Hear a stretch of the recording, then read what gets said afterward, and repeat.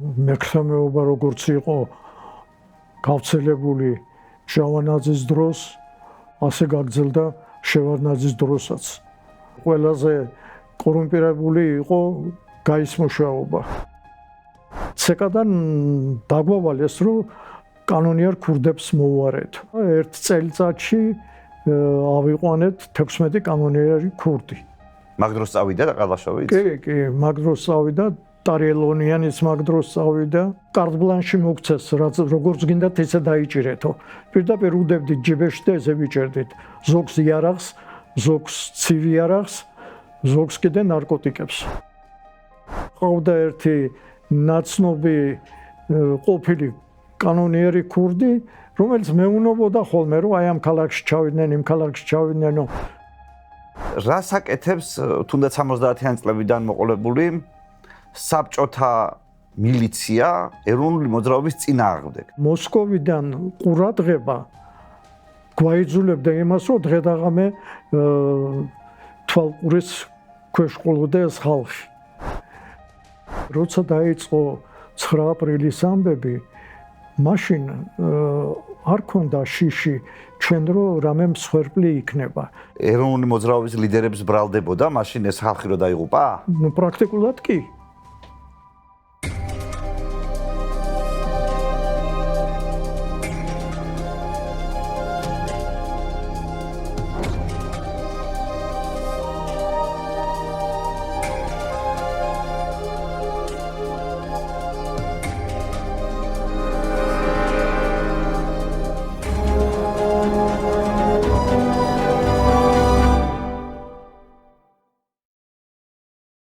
გამარჯობათ ხალხო, მოგესალმებით.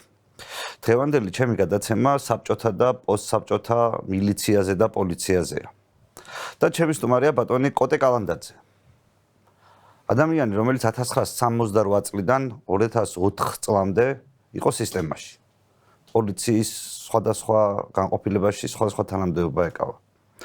ჩვენ დღეს საინტერესო საუბარი გველის ამ პერიოდის ძალოვან უწყებებზე, მაგრამ სანამ მე ამ საუბარზე გადავალ, მადლობას ვეთქვი ბატონ კოტეს და ვთხოვ, რომ თვითონ გაგვაცნოს საკუთარი ბიოგრაფია, იმიტომ რომ როცა მოყვა, მივხვდი რომ მე ნამდვილად შემეშლებოდა. ამიტომ ჯობია რომ თვითონ მოусმინოთ სტუმარს. მადლობა რომ ჩემ სტუმარი ხართ. მადლობა თქვენ რომ მომიწვიეთ. შინაგან საქმეთა სამინისტროში დავიწყე მუშაობა 68 წელს. 68 წელს მთავრობის დაცვაში მიმიღეს მილიციელად. ვიცავდით როგორც შინაგან საქმეთა სამინისტროს შენობებს, ასევე ვიცავდით მთავრობის შენობებს, მაგრამ ძირითადად ვიცავდით რა თქმა უნდა მთავრობის შენობებს. ეს პრეზიდიუმის შენობა იყო, ცეკას შენობა იყო და აგარაკები, სადაც ისვენებდნენ ცეკას თანამშრომლები და მთავრობის წევრები.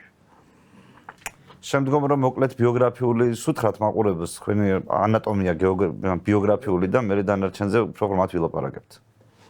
4 წლის შემდეგ დავიწყე მუშაობა სისხლისამართლის სამძევროს განყოფილებაში ქალაქ თბილისის სამმართველოში.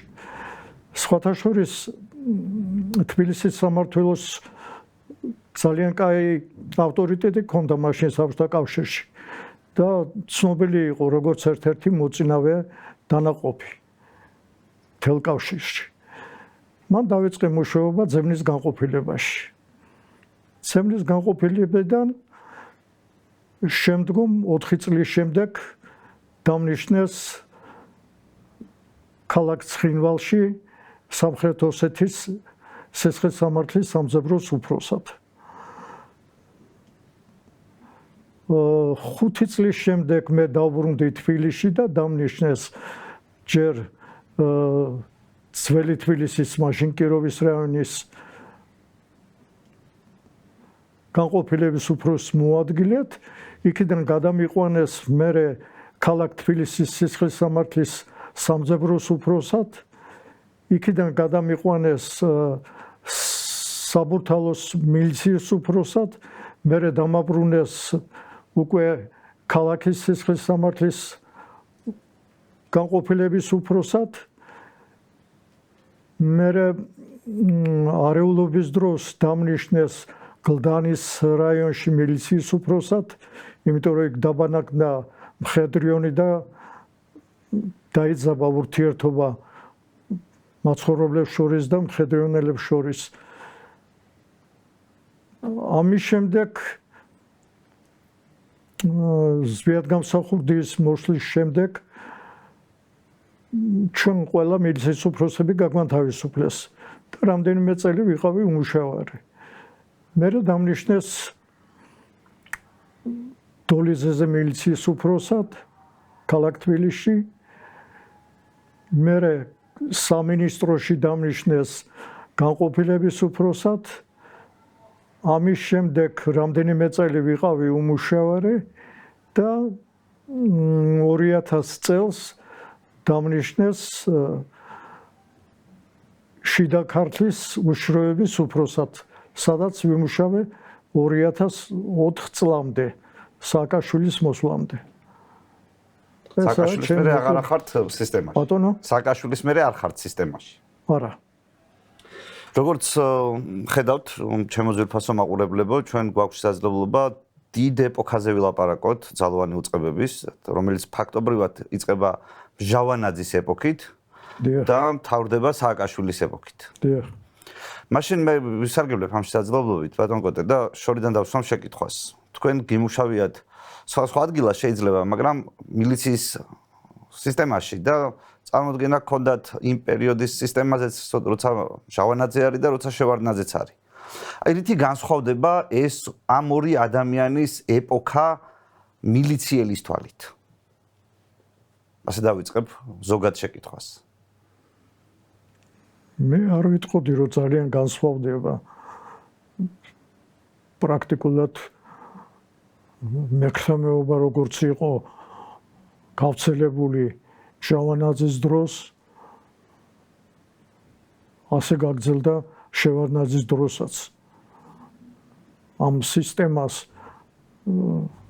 არ შეხებია შევარდნაძე.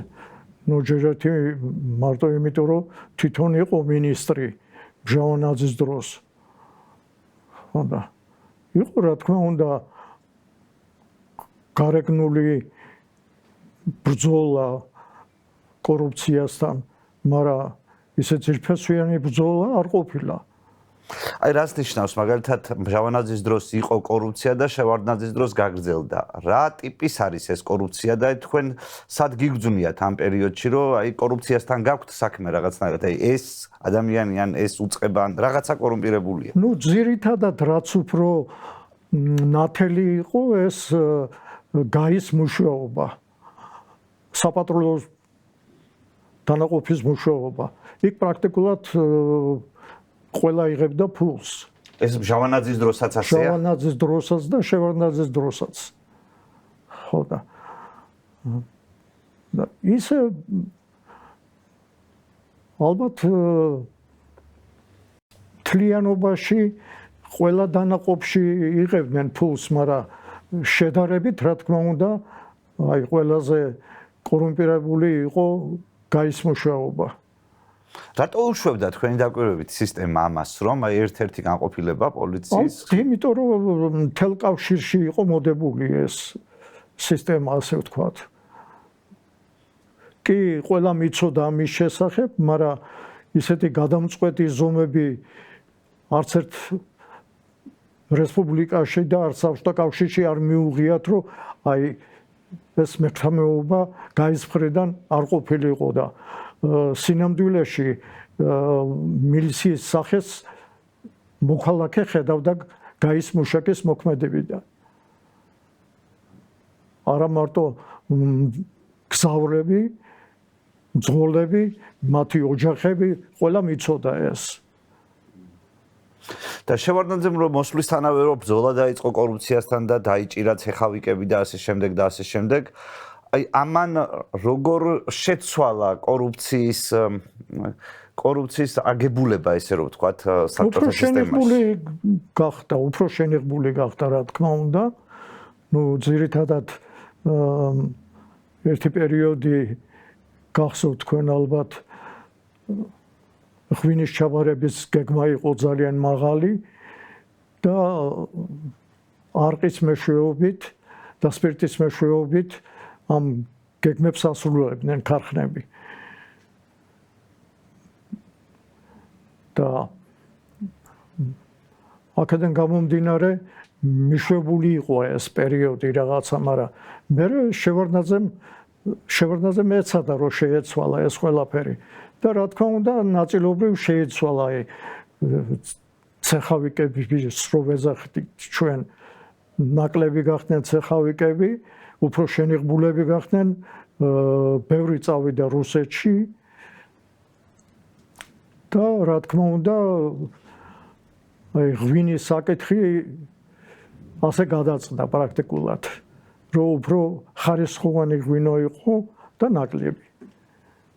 და რუსეთში რო გარბოდა ეს ხალხი, რუსეთში არ იყო ასეთი ბრძოლა, შევარდნაძე გამონაკლისია ამ პერიოდის საბჭოთა მართლაც. შევარდნაძე მართლაც გამონაკლისი იყო სხვა რესპუბლიკებთან შედარებით, იმიტომ რომ ძალიან დიდი საქმეები იყო აღძრული სხვა რესპუბლიკებში. გახმაურებული საქმე იყო ქალაქ ყაზახში, აზერბაიჯანის ტერიტორიაზე მაუტ კომბინატის მიერ გაფლანგული დიდი რაოდენობით თანხები. მერე იყო შუა აზიაში ხლოპკოვაძელა, ასე წოდებული. ეს ძალიან დიდი საქმეები იყო. მაგრამ იყო აი ერთეულები ასეთი დიდი საქმეები და ისაც ორივე ამ საქმეს იძიებდა მოსკოვი. საქართველოში როგორი გამოხმაურება ქონდა მოსახლეობაში იმ პერიოდში შევარდნაძის მიერ აი ამ კორუფციასთან ბრძოლას? ხალხს ეს მოწონდა თქვენი დაკვირვებით თუ უკვე იმდენად იყვნენ შეჩვეული ამ რაღაცა დაალაგებულ სიტუაციას, რომ ეს არევა მაინც და მაინც მისაღები არ იყო საზოგადოებისთვის? თქვენ როგორ ატყობდით? ნაწილობრივ აგიტაციიდან გამომდინარე, რა თქმა უნდა, ხალხს მოწონდა, მაგრამ სინამდვილეში ესეთი დიდი ფართო მოცულობა ამას არ ქონია. გარეგნულად თითქოს ნაკლები იყო, მაგრამ სინამდვილეში ფარულად ნაკლები იქნებოდა ცოტათი. აი, გარდატეხვა არ მოხდა. კორუფციის. კი. ეს ისეთი პერიოდია, როდესაც არც ტექნოლოგიები არსებობს, არც ინტერნეტი არ არსებობს, ვიდეოკამერა არ არსებობს და დანაშაულის გახსნა ბევრად უფრო რთულია ერთი შეხედვით ვიდრე დღეს. თქვენ სამძებრო განყოფილებაში გიმუშავიათ, ამ სამძებრო განყოფილების ხელმძღვანელიც იყავით და ამის სპეციალისტი ხართ. შეგიძლიათ წარმომადგენინოთ, როგორ ფუნქციონირებს ამ პერიოდის სამძებრო საქმიანობა? ეხლა მე რაზეა ძირითადად დამყარებული, როგორც ახლა მაგალითად ვიდეოკამერები არის ძირითადი დანაშაულის გასახსნელად, თქვა ტელეფონის მოსმენები და ასე შემდეგ. 70-იან წლების დასაწყისში 80-იანებშიც კი ეს ტექნოლოგიები ესე გამართული არ არის. ტელეფონის მოსმენა შეიძლებოდა, სახში მოსმენის აპარატურის დაყენება შეიძლებოდა, ყადაღის დადება იყო მიწერ-მოწერაზე, აი ძირითადად და ჩრეკვები სახში და კავშირებში. და ამას თავისი შედეგი მოქონდა, მაგრამ აი რაც ჩამოვთვალე ეს იშვიათ შემთხვევაში იძლეოდნენ ხოლმე ამის ნებართვას. სასამართლო? არა, პროკურორი. პროკურორი იძლეოდა ამის ნებართვას ადრე. და იშვიათ შემთხვევაში რატო იძლეოდა? და რითი განსხვავდება მაგალითად დღევანდელი სიტუაციისგან? ძალიან ძვირიჯდებოდა ალბათ ეს ყველაფერი და ამიტომაც განსაკუთრებულ შემთხვევაში იძლეოდნენ აი რომ მოგითხარით თქვენ ამის კაზახის საქმეზე, ეს კაზახის საქმეზე მოსკოვმა აღძრა საქმე და მოსკოვი აწარმოებდა ძებნას ამ ხალხის. მათ შორის იყვნენ ქალაქ თბილისის მაცხოვრებლები. ძირითადად ესენი იყვნენ აზერბაიჯანელები და ქართველი ებრაელები. ხო და მოსკოვი ეძებდა მათ, მაგრამ რომ 6 თვის შემდეგ როგორც ერთი ვერ დაიჭირეს, მერე უკვე მოგმართეს ჩვენ. და მე მომწეს ერთი ძებნის საქმე. რაღაც მოკლე ხანში სადღაც ერთ თვეში ალბათ ეს ძებნილი დავიჭირეთ. დავიჭირეთ აზერბაიჯანში. აი როგორ იჭერთ აზერბაიჯანში ამ პერიოდში ძებნს? თვითონ ტექნიკურად ეს როგორ ხდება? ტელეფონს ვერ მოусმენთ, ისე აზერბაიჯანიდან თბილისში არ დარეკავდა და ტელეფონის ნომერზე ვერ დაადგებოდით. ანუ სავარაუდოდ ეს აგენტურული საქმიანობაზეა ძირითადად აწყობილი, არა? ძირითადად კი აგენტურულ საქმიანობაზე არის აწყობილი და კავშირების დამუშავებაზე. აი ვეძახდით ხოლმე ახლო ნათესაებს, კავშირებს, მეგობრებს. ზოგი მოდიოდა კონტაქტზე, გვაძლევდა რაღაც ინფორმაციას. ამ შემთხვევაში მისმა ახლო ნათესავმა გვითხრა, რომ ამადამ ადგილას იმალებაო. ჩვენ ჩავედით და ავიყვანეთ. მოსკოვს უკვე უჭირდა ვადა უმთავრდებოდა გამოძიების და ამ ერთი კაცის დაჭერაში შინაგან საქმეთა მინისტრის მადლობა მივიღე მე. ეს იშვიათი რამე იყო მაშინ. საბჭოთა კავშირის შინაგან საქმეთა მინისტრის? მე ამ საქმიდან კიდე რამდენიმე კაცი დავიჭირეთ. ერთი დავიჭირე ქალაქ ნაგუტში, ეს მინვოთან ახლოს არის ქალაქი ნაგუტი და იქ რო დავიჭირე ებრაელი კაცი იყო 150,000 ქონდა მოგცემო ამ ფულსო და გამიშვიო და მე არ გამიშვია დავიჭირე იმიტომ რომ ვიცოდი რომ ამის დამალვა შეუძლებელი იქნებოდა იმიტომ რომ ადრე თუ გვიან მაინც დაიჭერდნენ მას ხო ჩავიყვანე ეს მოსკოვში იქ მოსკოვში დამხდნენ 3 მანქანით ექსკორტი დაცვა იმიტომ რომ ეშინოდათ რომ ამ კოკიელოვი იყო გარათ ეს კაცი ეშინოდათ რომ საქმოსნები მოკლავდნენ ამას იმიტომ რომ მთელი ფინანსური საქმე ამ კომბინატის მიყავდა ამ კოკიელოვს ეს რომელი კომბინატის საქმეა? ეს არის ქალაქი ყაზაკი აზერბაიჯანის ტერიტორიაზე ეხლაც არის და განჟადობი თქვენთან რატო იყო? იმიტომ რომ ქართველი მონაწილეობდა თუ იმიტომ რომ აქ მაცხოვრებელი იყო თბილისის ისეთ რამ აინტერესებს თქვენ თქვით რომ ნათესავებსო ვიღაცებს ვიბარებდითო ისინი ზოგი თანამშრომლობდნენ ზოგი არ თანამშრომლობდნენ რა იყო ის ზეწოლის ფორმები რომლითაც ასეთი ტიპის აგენტების დათანხმება ხდება თანამშრომლობაზე ეს ხო იმ პერიოდში მით უმეტეს ჩვენ ალბათ ვილაპარაკებთ ქურდულ სამყაროზე და იქაურ წესებს და შენ ეს ხო მიღებული ქცევის წესი არ იყო რომ მიდი ნათესავი ჩაუშვი პოლიციაში და ზეწოლის ბერკე რატომ უნდებოდათ ეს ამ ხალხს? რას თავაზობდა მათ სისტემა სანაცვლოდ? ან რითი ემუქრებოდა? ნუ ძირითადად დამუქრების წესი როგორც ადრე ეხლაც იგივეა რომ აი დაგიჭერთ რაღაცას და ჩაგიდებთ ჯიბეში ასეთ საუბარი მაგრამ რა თქმა უნდა ამ საუბარს ყველას კი არ უბედავდით იმას ვინც ნასამართლები იყო ვიზედაც რაღაც კომპრი იყო მაგრამ კონკრეტულად თქვათ კონკრეტულ ძებნილზე აგენტურის გადმობირება ხდებოდა ძალიან იშვიათად აგენტურა კი ყვავდა მაგრამ და ვიძენდით კიდევაც აგენტურას აგენტურული საქმეები ქონდა მაგრამ კონკრეტულად პიროვნებაზე ძებნილზე აგენტურის გადმობირება იყო რთული უფრო სანდოპირის უფრო მეგობრული ურთიერთობებით და დაშინებით რა თქმა უნდა დაშინების ფორმა რა არის? აი მაგალითად გააჩნია სად მუშაობდა, აი თუ მუშაობდა სადმე საწყობში, მაღაზიაში, თქვათ, ვეუნებოდით რომ დაგეჭერთ ლევის აკონელზე ან სხვა დანაშაულზე დაგეჭერთ. შეიძლება ჯიბეში ჩაგიდოთ რაღაცა და აი ასე. ყოფილა შემთხვევა მაგალითად როცა ვიღაცას უარი უთქვამს ასეთი ტიპის საქმიანობაზე და აღსრულებულა ეს მუქარა და ეს კაცი რომელიც არ თანამშრომლობდა შარში გახვეულა. პრაქტიკულად არა, მასეთ შემთხვევები არ აქვს. მაშინ რა ამყარებდა ამ მუქარას თუ პირობითად არსებობდათ საბოლოოში ხო გავრცელდებოდა ინფორმაცია რომ თუ არის თანამშრომლები არ გიჭერენ. თუ პირობითად ვიღაც ადამიანი რომელიც მართლა დამნაშავეა სასჯელს იმსუბუქებდა ასევე ამ ინფორმაციული საქმიანობით. ეხლა ყველას გაგონილი ქონდა რომ მილიციაში შეიძლება ჯიბეში ჩაგიდონ რაღაცა დაგეჭირონ. ეს გავრცელებული იყო. და უდებდნენ. პრაქტიკა იყო.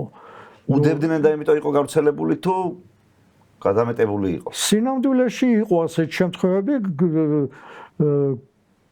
ძირითადად ამას ჩადიოდნენ ნარკოტიკებთან მებრძოლი განყოფილების თანამშრომლები ისინი.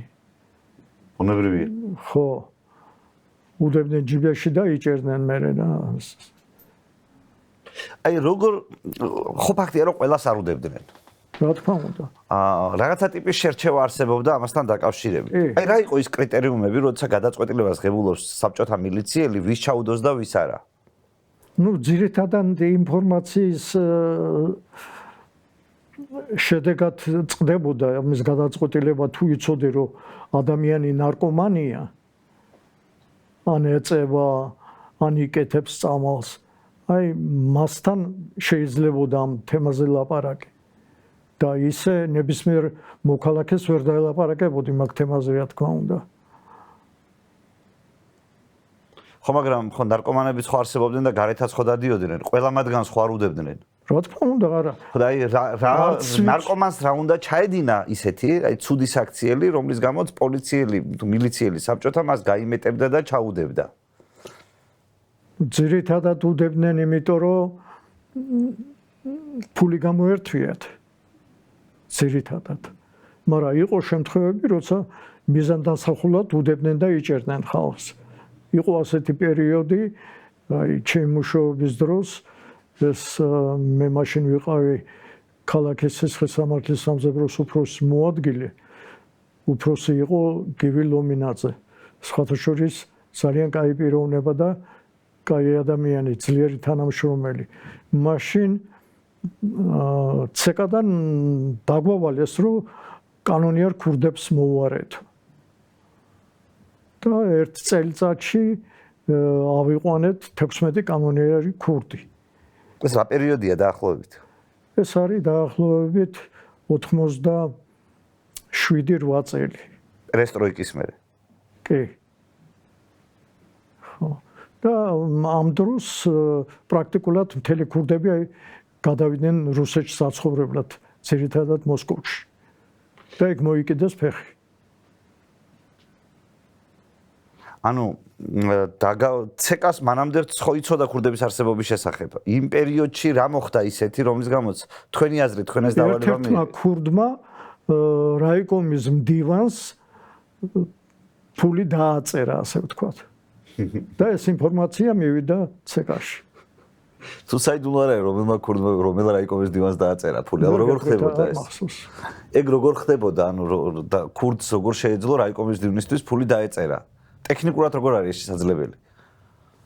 რაიკომის მდივანი რომელიც მეკობრობდნენ ზოგიერთი ქურდები ხო იცით ქალაქი პატარაა მაინც და მეგობრობდნენ რაიკომის მდივნებთან არ ირიდებოდა ყოველ შემთხვევაში ერთად დროს ატარებდნენ და აი თუნდაც შევარდნაძე როცა მოდის და როდესაც ეს რაღაცა ტიპის რეპრესიებს იწყებს კორუფციასთან ბრძოლას პოლიციის გაძლიერებას ასე შემდეგ მაშინ რა პოზიციაა კანონიერ ქურდებთან და თქვენი დაკვირვებით ამ დიდი ხნის განმავლობაში რასაც თქვი საბჭოთა პერიოდზე რო ვილაპარაკოთ რა იცვლება საბჭოთა სისტემის და ქურდული სამყაროს ერთმანეთთან ურთიერთობის თვალსაზრისით აი დროსა და სივრცეში 60-იანი 70-იანი 80-იანი რო ავიღოთ რითი განსხვავდება 60-იანი წლების ქურდის და პოლიციელის ქურდი რითი განსხვავდება 60-იანი და 90-იანისგან მე პოლიციელი როგორ განსხვავდება და ეს ურთიერთობა რა ფორმას იღებს ამ პერიოდის განმავლობაში?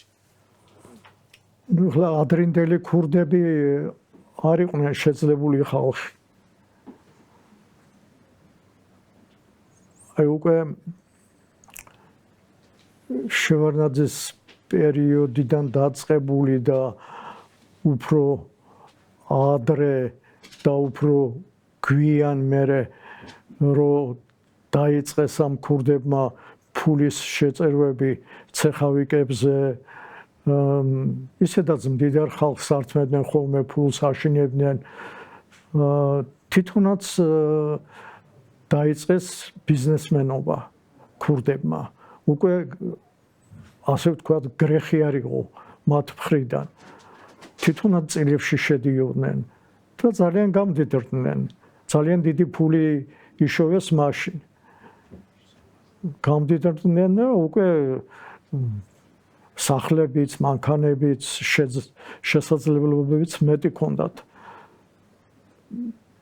და თუ ადრე ვთქვათ, ეს ქურდების განსხვავდებოდნენ ერთმანეთისგან, იყვნენ რიგითი ქურდები და იყვნენ ქურდები, რომლებიც იყვნენ აი პირველ 5 ღულში ან 10 ღულში შედიოდნენ საბჭოთა კავშირში. იმათი დაჭერაც გაცილებით რთული იყო და პოლიციაც ერიდებოდა, იმიტომ რომ არ იყო გამორიცხული, რომ წინააღმდეგობა გამოეჩინათ. სხვათა შორის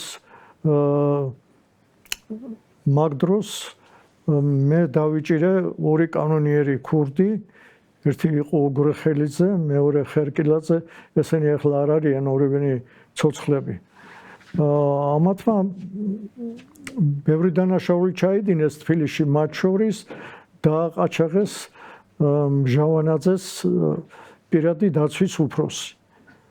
უკვე როცა ის აღარ მუშაობდა, მიუვიდათ ასეთი ინფორმაცია, რომ მას მჟავანაძის ფული აქვს. ხო და ეს უგრეხელიძე მე მესროლა მანქანიდან და მეც დავჭერი. და დავიჭერეთ ეს ორივენი, მაგრამ მანამდე ამათმა დანაშაული ჩაიდინეს მოსკოვში. სხვათა შორის რუსეთში დადიოდნენ ხოლმე. მათთან ერთად დადიოდა ერთი ახალგაზრდა ქალბატონი, რომელიც სავალუტო მაღაზიებთან იცნობდა ხოლმე სპეკულიანტებს, რომლებიც ყიდიდნენ ძვირფას ქურქებს. ხო და მიდიოდა იმათთან სახლში, მე ეუბნებოდა, რომ ჩემ ქმარს და ძმას მოგიყვანთო და ესე ყაჩაღობდნენ და ერთ მშვენიერ დღეს ასეთი ყაჩაღობა ჩაიდინეს მოსკოვში. და მაგ დღეს იხსნებოდა რომელიღაც ყრილობა, გონიო 25 ყრილობა იხსნებოდა და როცა ყრილობები იხსნებოდა მოსკოვში, მაშინ მთელ საბჭოთა კავშირიდან მივლინებით უშვებდნენ სხვადასხვა რესპუბლიკებიდან თანამშრომლებს. ნუ ძირითადად უშროების თანამშრომლებს, მათ შორის პოლიციის თანამშრომლებსაც.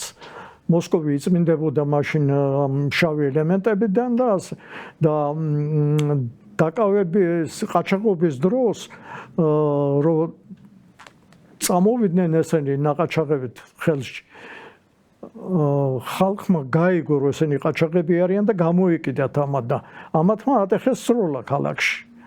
სროლა რო ატახეს ქალაქში, ატყდა ერთი ამბავი პერეხვათი გამოაცხადეს, ასეთი ღონისძიება იყო, როცა მთელი ქალაქი იგედებოდა, მაგრამ ვერ დაიჭირეს ვერავინ. ვერავინ ვერ დაიჭირეს და დააგზავნეს მთელ საბჭოთა კავშირში მათი აღწერილობის ფოტოსურათები, აღწერილობით შედგენილი. ეს ქალბატონი, რომელმაც შეადგინა ეს ფოტოსურათი, იყო სპეკულიანტი, ასე ვთქვათ, გადამყიდველი. ხო და მან ზუსტად აღწერა ის ტანისამოსი, რაც ეცვათ. მაგრამ სახეს აღწერის დროს მსგავსება იყო ნაკლები. და მე როცა მომივიდა ეს ორიენტირება, რომ გავეცანი, მანამდე მე მყავდა ერთი ნაცნობი ყოფილი კანონიერი ქურდი, რომელიც მეუნებოდა ხოლმე, რომ აი ამ ქალაქში ჩავიდნენ, იმ ქალაქში ჩავიდნენ, მე ვეკითხებოდი რა ეცვათ მეთქი და ჩაცმულობა ზუსტად მეუნებოდა. ეს რატო გეუბნებოდათ კანონიერი ქურდი, რატო გეუბნებათ დამნაშავების ჩაცმულობას? ნარკოტიკებს ვაძლევდით ხოლმე. ქურდებს? ნუ ეს ყოფილი კანონიერი ქურდი იყო, აღარ იყო ქურდი. ნარკოტიკებს ვაძლევდით, რომ ინფორმაცია მოეტანა. ეს ხშირი პრაქტიკა იყო? პრაქტიკულად კი. ხშირი პრაქტიკა იყო. ხშირი პრაქტიკა იყო.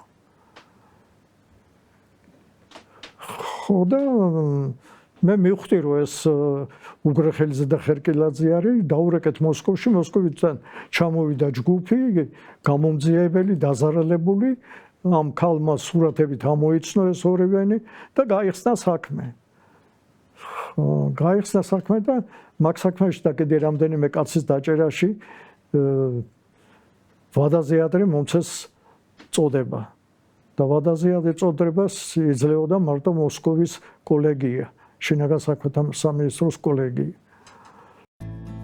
ჩვენ გვჯერა, რომ თითოეული მოსწავლე, რომელიც ჩვენ კარში შემოვა, გენიოსია, რომელმაც უნდა იპოვოს მის შინაგანი მოწოდება და სამყარო უკეთესობისკენ შეცვალოს. ჩვენ გვჯერა, რომ ფიქრის გამომწვევი კითხვების დასმა უფრო მნიშვნელოვანია, ვიდრე სწორი პასუხების დაზეპირება. და ჩვენ გვჯერა, რომ მკაფიო აზროვნებას სწორ გადაწყვეტილებამდე მივყავართ. სწორი გადაწყვეტილებები ქმნის ჯანსაღ ჩვევებს, ჯანსაღი ჩვევები აყალიბებს ხასიათს, ხოლო ხასიათი განსაზღვრავს ბედისწერას. ამერიკული სკოლა, რომელსაც მართავენ ბავშვები. ყოფილა თუ არა შემთხვევა, როდესაც მაგალითად ვინმე დაგიჭერიათ და ამის გამო შენიშვნა მიგიღიათ, რომ აი ეს კაცი დასაჭერი არ იყო, იმ გაგებით კი არა რომ დავნაშავე არ იყო, არამედ იმ გაგებით რომ ისეთი მფარველი ყავდა, რომ შეეძლო ვინმეს მისი დაცვა პოლიციელისგან.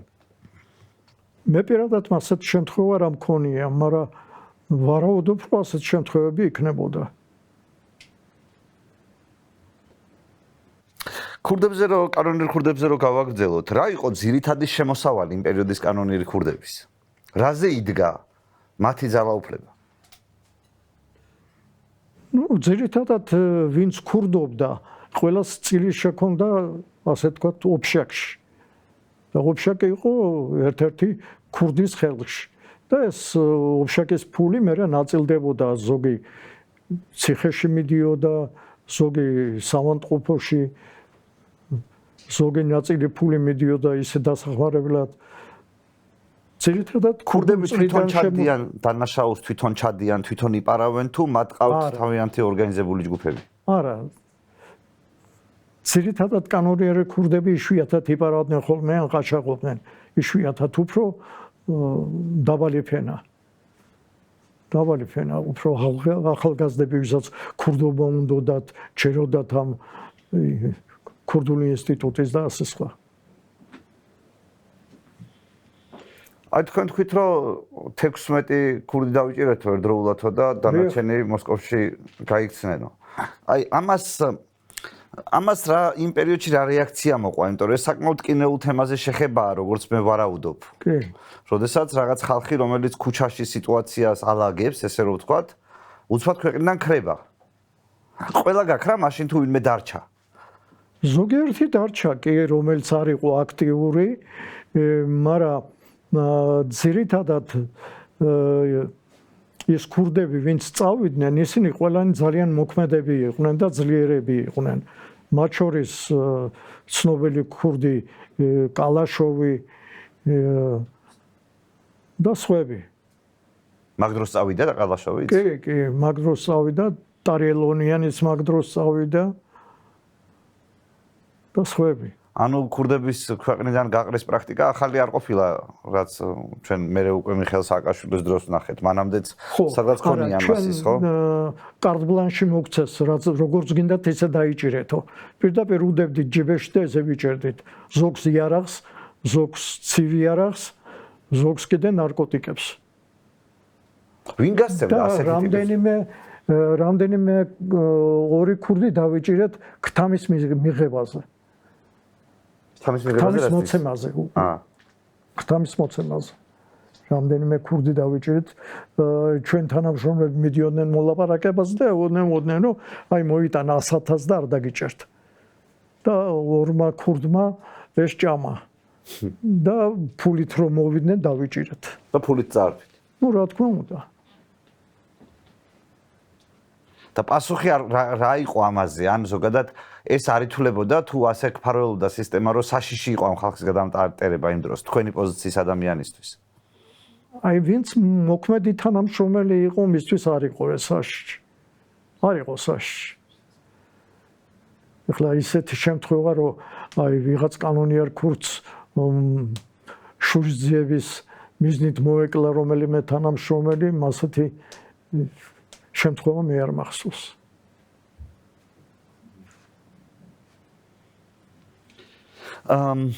ვიცით რა მაინტერესებს ამ პერიოდის ძალოვან უწყებების შიგნით ურთიერთობა, მაგალითად უშიშროებას და შინაგან საქმეთა სამინისტროს შორის. მე ხშირად გამიგია ჩემს სტუმრებსაც უთქვამთ, რომ შევარდნაძეს და უშიშროების მინისტრს შორის არ იყო ფლად იდეალური ურთიერთობა, რაღაც ფარული კონკურენციაც კი არსებობდა მათ შორისო. აი მილიციის ინსაიდერის მიერ რას დაინახავდი ინსაიდერის თვალით?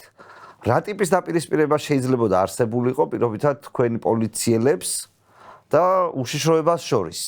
შიდა კონკურენციის მსგავსი სისტემას რამე ერთმანეთთან ხელოვნური დაპირისპირების მექანიზმები ქონდა თუ ეს ყველაფერი საბოლოო ჯამში მოგონილი იყო იმისთვის რომ რაღაცა საზოგადოება შეცდომაში შესულიყო, ვიღაც ადამიანები სხვადასხვა რამე გონებოდათ. თუ რეალური იყო ეს დაპირისპირება ამ უწყებებს შორის?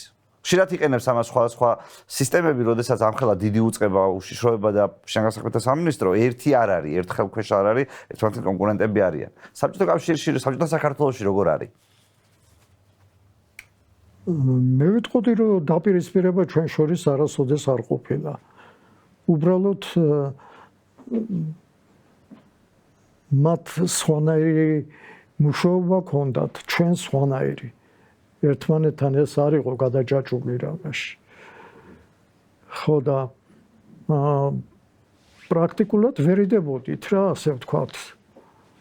ისინი რაღაც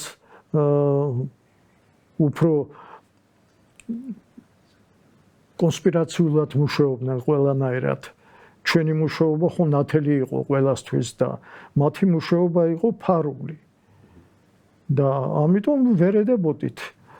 თუმცა მეგობრებიც ყავდა. სხვათა შორის ერთხელ ასეთ შემთხვევას მოგიყვებით. მე ვმუშაობდი ძველ თბილისში, კიროვის რაიონი იყო მაშინ მილიციის უფროსის მოადგილედ. და დააყაჩაღეს ორი ამერიკელი. დააყაჩაღეს ორი ამერიკელი და ვიმუშავეთ რაღაც ერთი კვირა, ეს ამერიკელები გაჩერდნენ აქ და მე წავიდნენ ეს ამერიკელები. მაგრამ ჩვენ განვაგრძებდით ამ თემაზე მუშაობას და სადღაც ერთ თვეში ამოვიღეთ მათი პასპორტები, საათი, ფოტოაპარატი, ეს ყველაფერი. და შევატყობინეთ მოსკოვში საელჩოს ამერიკის, რომ აი ესე და ესე. გავიდა დაახლოებით ერთი თვე და ჩამოვიდა ის ამერიკელი, რომელიც დააყაჩაღეს და მასთან ერთად იყო სხვა თანამშრომელი. სხვა ამერიკელი. ხო, დაუბრუნეთ ეს ნივთები ყველაფერი, ჩემ კაბინეტში ხდება ეს ყველაფერი, დაუბრუნეთ ეს ნივთები, მოიხადეს მადლობა, გადავიღეთ სურათები, იქით თური, აქეთ თური, მე მოვახსენე ამის შესახებ სამმართველოს უფროს, მაშინ დათო სალარიძე იყო სამმართველოს უფროსი, სხვათა შორის ძალიან კაი სამმართველოს უფროსი იყო, ჭკუა გახსნილი და კაი ოპერატიული თანამშრომელი. ხო და ამით დამთავრდა ეს საქმე. რამდენიმე დღეში ჩატარდა 6 თვის შედეგები ცეკაში. და გამოდის უშიშროების უფროსის მოადგილე, მინისტრის მოადგილე. ეძახის რუსი იყო, სხვათა შორის პირველი მოადგილე იყო რუსი. მე შემდგომში ის კაკაბეს უფროსი გახდა მოსკოვში.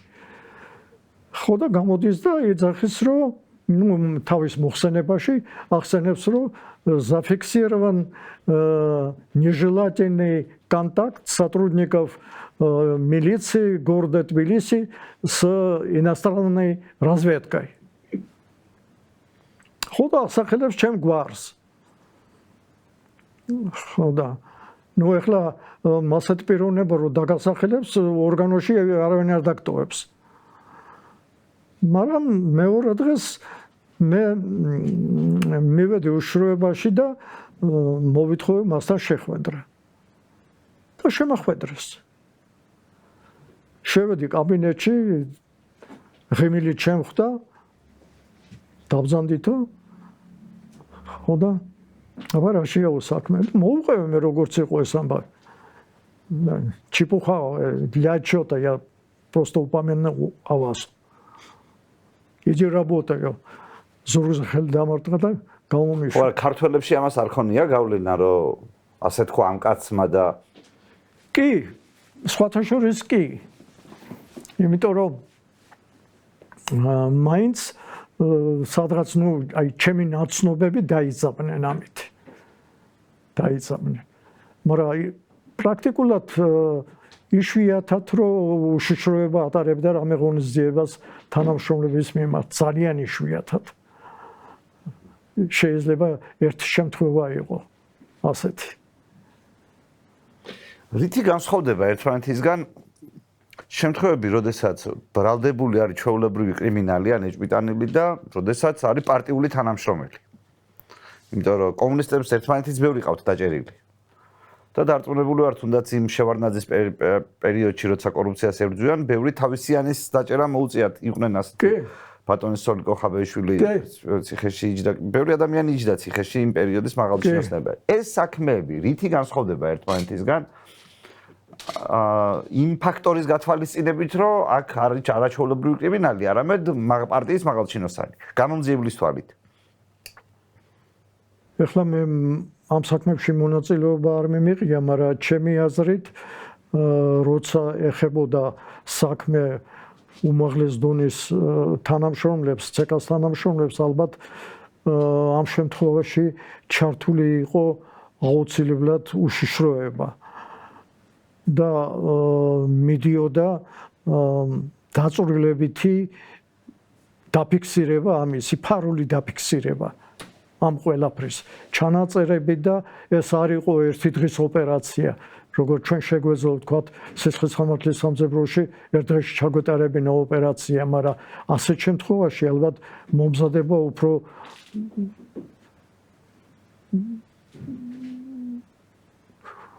უფრო მაღალ დონეზე იქნებოდა ჩატარებული. თქვენი მუშაობის პერიოდი ემთხვევა მათ შორის თბილისში ეროვნული მოძრაობის დაწყებას. და ფაქტობრივად აი როდესაც თქვენი კარიერულ ზრდასთან ერთად იზრდება ეროვნული მოძრაობის ტალღა. მე მაინტერესებს რა საკეთებს თუნდაც 70-იან წლებიდან მოყოლებული საბჭოთა მილიცია ეროვნული მოძრაობის წინააღმდეგ. თქვენ რა დავალება ან მითითება გაქვთ ამ თვალსაზრისით?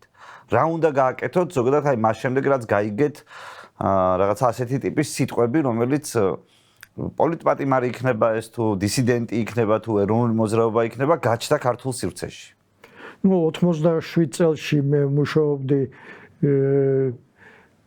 ქალაქ თბილისში, ჯერ მოადგილე და მე უფროსად სისხლის სამართლის სამძებროს გაყოფილების, ხო და ძირითადი ინფორმაცია რაც ეხებოდა ამ ეროვნულ მოძრაობას პოლიციიდან მილიციიდან უпростоრად გთხოვდნენ ჩვენ და მთელი ჩემი განყოფილება 40 კაცამდე მუშაობდით ამ ხაზით. ჩვენ ვსწავლობდით მათ ცხოვრებას, ხშირად ზოგიერთებს ვატარებდით მეთვალყურეობის ქვეშ. ვცდილობდით აგენტურა შეგვეძინა მათ შორის, სანდოპირები შეგვეძინა, კომპრომეტაციას ვცდილობდით. იყო დამცირების მომენტები ხოლმე და ჩვენ კიდე სერიოზულად არ უყურებდით ამ ხალხს. ისე რომ ესენი რაღაც გამკეთებლები ყოფილიყვნენ, თქვათ, რაღაც გადატრიალების და რაღაცების. არ გვეგონა რომ ამას მოყვებოდა ასეთი რაღაცები და მარა მოსკოვიდან ყურადღება გვაიძულებდა იმას, რომ დღე-დაღამე თვალყურის ქვეშ ყოლოდა ეს ხალხი. ყველა ლიდერი ზოგ ლიდერთან სახში ჩხრეკებით ჩაგვიტარებია და ყველა მიტინგს ვესწრებოდით ხოლმე და წერდით შინაარს რაზე ლაპარაკობდნენ გამოსვლელები. ეს პრაქტიკულად თითქმის ყოველ დღე იგზავნიდა მოსკოვში. მე დაახლოებით 1-6 თვე 9 აპრილამდე სახში არ წავსულ ვარ, კაბინეტში მეძინა. იმდენად ხშირი იყო ზარები ცეკადან და მოსკოვიდან. სულ აინტერესებდათ რა ხდება, როგორ ხდება, ეხლა სად არიან, ასეთ სიტუაცია იყო. საკმაოდ დაძაბული მუშაობა ქონდა მაშინ. პრაქტიკულად ჩვენ არ მუშაობდით ჩვენი ხაზით. მე წარმომიდგენია, რომ ნაწილობრივ ასე მუშაობდა უშიშროების განყოფილებაც. რა გევალებოდათ კონკრეტულად? თქვა სიტუაციაზე მე ვარ დისიდენტი, ან ეროვნული მოძრაობის წარმომადგენელი 80-იან წლებში. და თქვენ დაგევალათ, რომ მე მომხედოთ. რაში გამოიხატება ეს მოხედვა პირობითად? კომპრების მოძიებაში. რა ითვლება კომპრება? ყველაფერი, რაც კანონდარღვევას ეხება. აბსოლუტურად ყველაფერი. ხო არა, ეროვნული მოძრაობის ნარკომანი ხო არ არის, ხო არ ქურდობდა, რაღაც კავშირები ხო არა აქვს ისეთ ხალხთან, ვინც დანაშაულს ჩადის. იარაღი ხო არა აქვს, პროკლამაციებს ხო არა ავცელებს. ასეთი რაღაცები ძირითადად. ზოგადად ამ ტიპის მაგალითად იგივე თუნდაც 70-იან წლებში კოსტავას და გამსახურდიას დაჭერას და კიდე მათი მეგობრების ამ დევნას. პოლიცია მიესალმებოდა უხაროდათ ეს საქმე, არ მოწონდათ ეს საქმე, მაინც და მაინც თუ ეს იყო ერთ-ერთი ჩვეულებრივი რუტინული საქმე მათთვის. თვითონ როგორ უყურებდა ამას სისტემა? ეხლა მაგ პერიოდში მე არ მუშაობდი ესეთ ადგილებში, რომ ეს ინფორმაცია მქონოდა, მაგრამ არ მგონია, რომ სერიოზულად აღეთქვა ვისმეს ეს მათი მოღვაწეობა. იმიტომ რომ საბჭოთა კავშირი იყო, ძლიერი ქვეყანა იყო და ვინ წარმოიდგენდა, რომ ასე უცბად შეიძლებოდა დაშლილიყო ეს ქვეყანა. ამას ვერავინ ვერ წარმოიდგენდა, აგერ ჩეხოსლოვაკიაში, იუგოსლავიაში გადატრიალებები ცდელობა იყო და ჩაახჩეს იქ ყველაფერი, მე ავღანეთში ომი ძლიერი სახელმწიფო იყო, ამას ვერავინ ვერ წარმოიდგენდა. და ჩემი აზრით პრაქტიკულად ეს გადაწყვეტილება უფრო მოსკოვში იყო მიღებული, ვიდრე ამ მიტინგობის დროს და სხვა გამოსვლების დროს. შეუძლებელი იყო ამ ხელა ქვეყნის ასე დაშლა. როდესაც ეროვნული მოძრაობის წევრებს უთვალთვალებდით და მათ შესახებ ბევრი ინფორმაცია ჰქონდათ, რაც თქვენ არ გაქვთ ნახი, ინფორმაცია მოგდიოდათ. ვინ იყო ისეთი, ვინც იწევდა პატივისცემას ამ მოგროვილი ინფორმაციის საფუძველზე? და ვინ ახლა შეიძლება ადამიანის სახელგვარით არ თქვათ, მაგრამ რა ტიპის ადამიანი იყო ის, ვინც იწევდა პატივისცემას ამ ხალხში და ვინ იყო ის, ვინც ეს იმდენად არ იწევდა პატივისცემას, რომ ერთი სული ჰქონდათ, როდის დაიჭერდით. ესეთი კრიტერიუმების დონეზე როგორ შეიძლება ეს ყოფილიყო? თუ კიდევ განვაზოგადოთ ჩვეულებრივ დამნაშავეზე, როდესაც შენ იცი მის რაღაცას უთვალთვალებ, მაგრამ ეს აღძრავს პატივისცემას ან არ აღძრავს პატივისცემას? მის ცხოვრების წესჩვევიდან გამომდინარე, რომ სწავლობდით პიროვნებას, როგორი პიროვნება იყო, როგორი მეგობრობა იცოდა, როგორ ელაპარაკებოდა ხალხს, ხომ არ ამცირებდა, სიმართლეს იძახდა ხოლმე, თუ იტყუებოდა, აქედან გამომდინარე უკვე ან სიმპათიას იწვევდა, ან პირიქით. ეს რამე გავლენას ახდენდა მათ სამომავლო ბედზე, რომელიც თქვენზე იყო დამოკიდებული. ხო, ერთხელ ასეთ შემთხვევა იყო. ეხლა ეს ეროვნულ მოძრაობას არ ეხება. საბუთაოს მილიციის უფროსი ვარ და ხამე შემოსulis ჯგუფმა დააკავა 4 სამედიცინო ინსტიტუტის სტუდენტი მეხუთე კურსის. იპარავდნენ საბურავებს. ხო და ეს მანქანა აღმოჩნდა იმ დროინდელი ტელევიზიის უფროსის. ხო და მე შემეცოდა ეს ბიჭები რომ გავესაუბრე, ნუ ნორმალური ბიჭები ჩადდნენ. დაურეკე ამ ტელევიზიის უფროსს და უთხრა რომ ესე და ესე მეთქი დავაკავეთ მეთქი ეს ბიჭები, მაგრამ სამედიცინო ინსტიტუტის სტუდენტები არიან მეთქი, მეხუთე კურსის სტუდენტები და უნდა გაუშვა მეთქი. კაიო გენაცვალე როგორც გინდა ესე მოიქეცი. დაურეკე მე გვენცაძე იყო სამართველოს უფროსი. და უთხრა რომ ანა ესეთი ამბავია მეთქი და წინასწარ გირეკავ მეთქი, უნდა გაუშვა მეთქი. იმიტომ რომ არ არის გამორიცხული მეთქი რომ ეხლა მოგივიდეს ამბავი რომ დავიჭირეთ და დიდი ფული ავიღეთ მეთქი და გავუშვით. და ჩემი თანამშრომლები ვინც მონაწილეობდნენ ამ დაკავებაში, ყველა დარბიანად საერთთან იმასთან ამასთან რომ დიდი მაყუთი გამოართვან. ასეთი სიტუაცია. ხო და მე მოვიწვი ამათი მშობლები და უთხარი რომ არავინ არ შეგაცდინოთ მეთქი. არავით არის სისხლის სამართლის საქმე არ იღძვრება მეთქი. მე ჩემ თავზე ვიღებ მეთქი ამ ბიჭების გაშვებას მეთქი და დარწმუნებული რომ მათგან კაი ადამიანები დადგებიან მეთქი. და ასე დავშორდით ერთმანეთს და გაუშვეს ბიჭები. გავიდა დაახლოებით 5 წელი და დედაჩემი დააწვინეს საავადმყოფოში, სასწრაფომ წაიყვანა, ბრმანაწლავი ატკივდა. და გაუკეთეს ოპერაცია. რომ გავუკეთეს ოპერაცია, მე მივედი და ეხლა ექიმის ნახვა მინდა რომ პატივისცე რა. ხო ასე იყო მიღებული ჩვენთან. ხო. მოვიდა ვიღაც ახალგაზრდა ბიჭი და ეხლა რაღაც თანხის ჩადება მინდა ჯიბეში და არ მართვებს არა როგორ გეკადრებოთ რა იყო მეთქე შვილო რა. ხوار გეშინია მეთქი კაც. არა თქვენ ალბათ ვერ მიცანით. ვერ გიცანი მეთქი შვილო. გახსოვთ რომ 5 წლის წინ რომ დაგვიჭერეთო თქვენო და მე გამახსენდა. მე ეს ბიჭი ვარ. აი ასეთ შემთხვევა იყო. თუმცა იყო მაგალითად ნიშნები, ისეთი უცნაური ნიშნები, რომ იგივე თუნდაც თვითმფრინავის ბიჭების საქმე, როდესაც აი ამ დაალაგებულ ძლიერ სახელმწიფოში ვიღაც ადამიანები ცდილობენ ისეთი რაღაცის გაბედვას, რაც წესით არ შეიძლება. ნუ პრაქტიკულად გაქცევას ცდილობდნენ მეც რას. ნუ გაქცევა ისედაც ხო შეიძლება წასულიყვნენ ჩვეულებრივად, უბრალოდ ასე რომ ასე გადაწყვიტეს წასვლა და აი ეს რატომ შეიძლებოდა გაგებედა 80-იან წლების დასაწყისში ეს? მაშინ რამე შეიმჩნევა საბჭოთა კავშირის აი ამ ძალოვან უწყებებში სისუსტის ნიშნები, რატომ ჩნდება? არ შეიმჩნეოდა მაშინ, უფრო ეს აგიტაციის შედეგი იქნებოდა უფრო.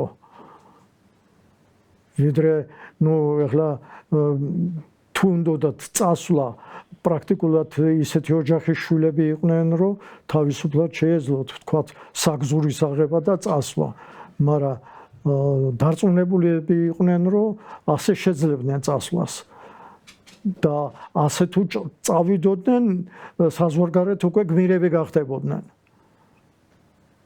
ნაწილობრივ საზოგადოების რაღაც ნაწილისთვის ახაც გმირები იქნებოდნენ და მაინც დარჩნენ გმირებად, მაგრამ საზღვარგარეთ რო წასულიყვნენ ასე, რა თქმა უნდა გმირები იქნებოდნენ. და ეგ ყველანაირად ხელს შეუწყობდნენ მათ. მაშინ ხო ერთეულები მიდიოდნენ ასე დაფარულად. ნუ მერე მოხდა ეს 9 აპრილის ამბები. 9 აპრილში რა არის მილიციის როლი? ჩვენ ხშირად გაგვიგია რომ მილიცია ამ დროს, თუმცა მე ამის ზუსტი დადასტურება დღემდე არ მაქვს. ჩემს თავში ამის ზუსტი დადასტურება არ არსებობს, მაგრამ ჩვენ გაგვიგია რომ აი ხალხის მხარეს გადმოვიდა მილიცია. მე ვიცი რომ მილიცია დაეხმარებოდა ხალხს თუნდაც, იმიტომ რომ უბრალოდ არეულობის შემთხვევაში, მაგრამ აი ამ პერიოდში 9 აპრილი მინდა მილიციელის თვალით დავინახო, რომელმაც უცნაური ბრძანება მიიღო, მან ზუსტად არ იცის ხალხი უნდა დაიცვას თუ ხალხის წინააღმდეგ არის. და ბარემ ამ შეკითხვას განვაზოგადებ თქვენი დაკვირვებით. საბჭოთა მილიცია, აი 9 აპრილია პირობითად და 9 აპრილი კარგი მაგალითია ამის გასაგებად. საბჭოთა მილიცია არსებობს უფრო მეტად იმისთვის, რომ დაიცვას მოქალაქეები და მათი ინტერესები, თუ დაიცვას სახელმწიფო და კომუნისტური პარტია მოქალაქეებისგან და კომუნისტური პარტიის ინტერესები. აი 9 აპრილის კონტექსტთან ერთად რომ მომიყვეთ ეს ამბავი, აი დღევანდელი გამოცდილებით, რასაც ფიქრობთ, რაც ამდენი ხნის დაკვირვების შედეგად თქვენს თავში ინფორმაცია, როგორ მიიჩნევთ ამას? საბჭოთა მილიციის ფუნქციას და როლს იმ საზოგადოებაში? ნუ პრაქტიკულად რა თქმა უნდა ხალხის ინტერესებს იცავდა უმეტესობა რა თქმა უნდა მილიციის თანამშრომლების, მაგრამ შიგნით იყვნენ დანაყოფები, რომლებიც ასრულებდა პარტიის მითითებებს, ხო? აი ვთქვათ, ახლა ის განყოფილება, რომლის უფროსიც მე ვიყავი. მე ვასრულებდი პარტიის დავალებას პრაქტიკულად. ეს რას ნიშნავს? აი კომპრომის შეგროვებას და ასე სხვა. მაგრამ ამ 9 აპრილს მთელი მილიცია დარაზმული იყო იმისკენ, რომ ხალხი დაეცვა რამენაირად შეძების დაგვარად.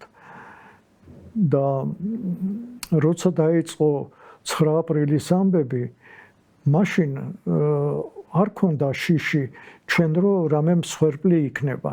იმიტომ რომ ანალოგიური მიტინგები იყო ერევანში, მერე ბაქოში, იქაც ჯარმა დაშალა, მაგრამ მსხვერპლი არ ყოფილა. ხო და ჩვენც გვარწმუნებდნენ რუსი გენერლები, რომ ნუ გეშინიათ მსხვერპლი არ იქნებაო. კომუნიკაცია არსებობს ამ პერიოდში 9 აპრილის დღეს თქვენს ქართველებს და რუსებს შორის, ანუ პოლიციელებს და ჯარისკაცებს შორის. ჯარისკაცებს შორის არა, ხელმძღვანელობას შორის. ხო, ხელმძღვანელობას შორის არსებობს კომუნიკაცია.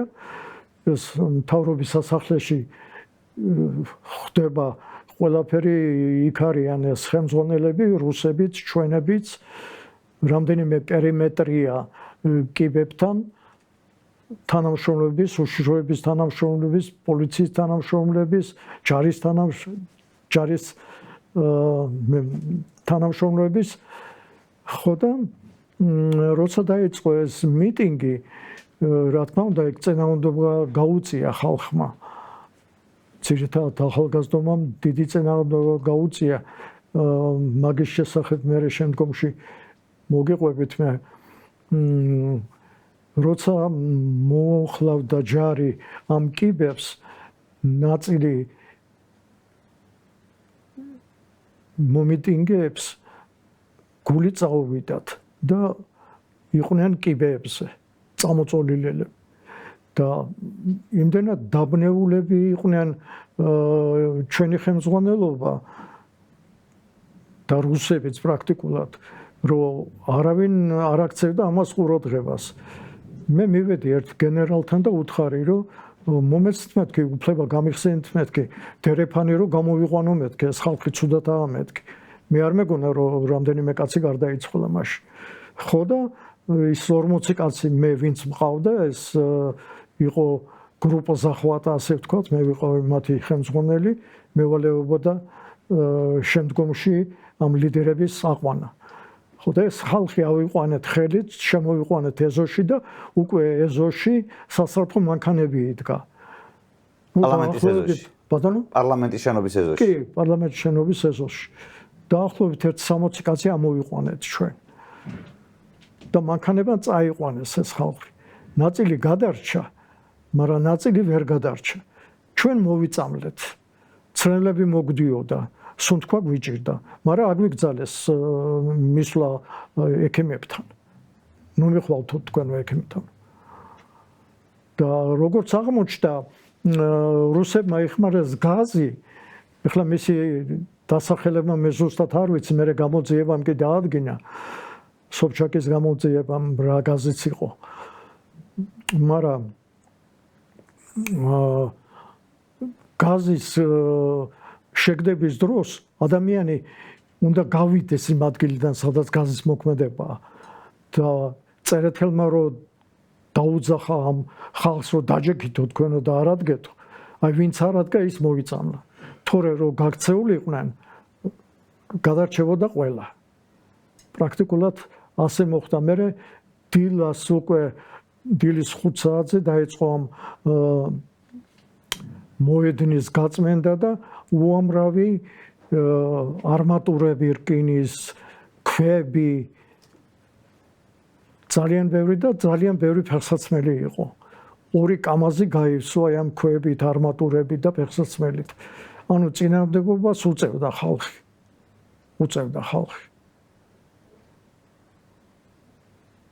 ასე დამთავრდა ეს ყველაფერი, მე ეს ლიდერები ავიყვანეთ, ცოტა თქვენ დაიჭირეთ ეს ლიდერები?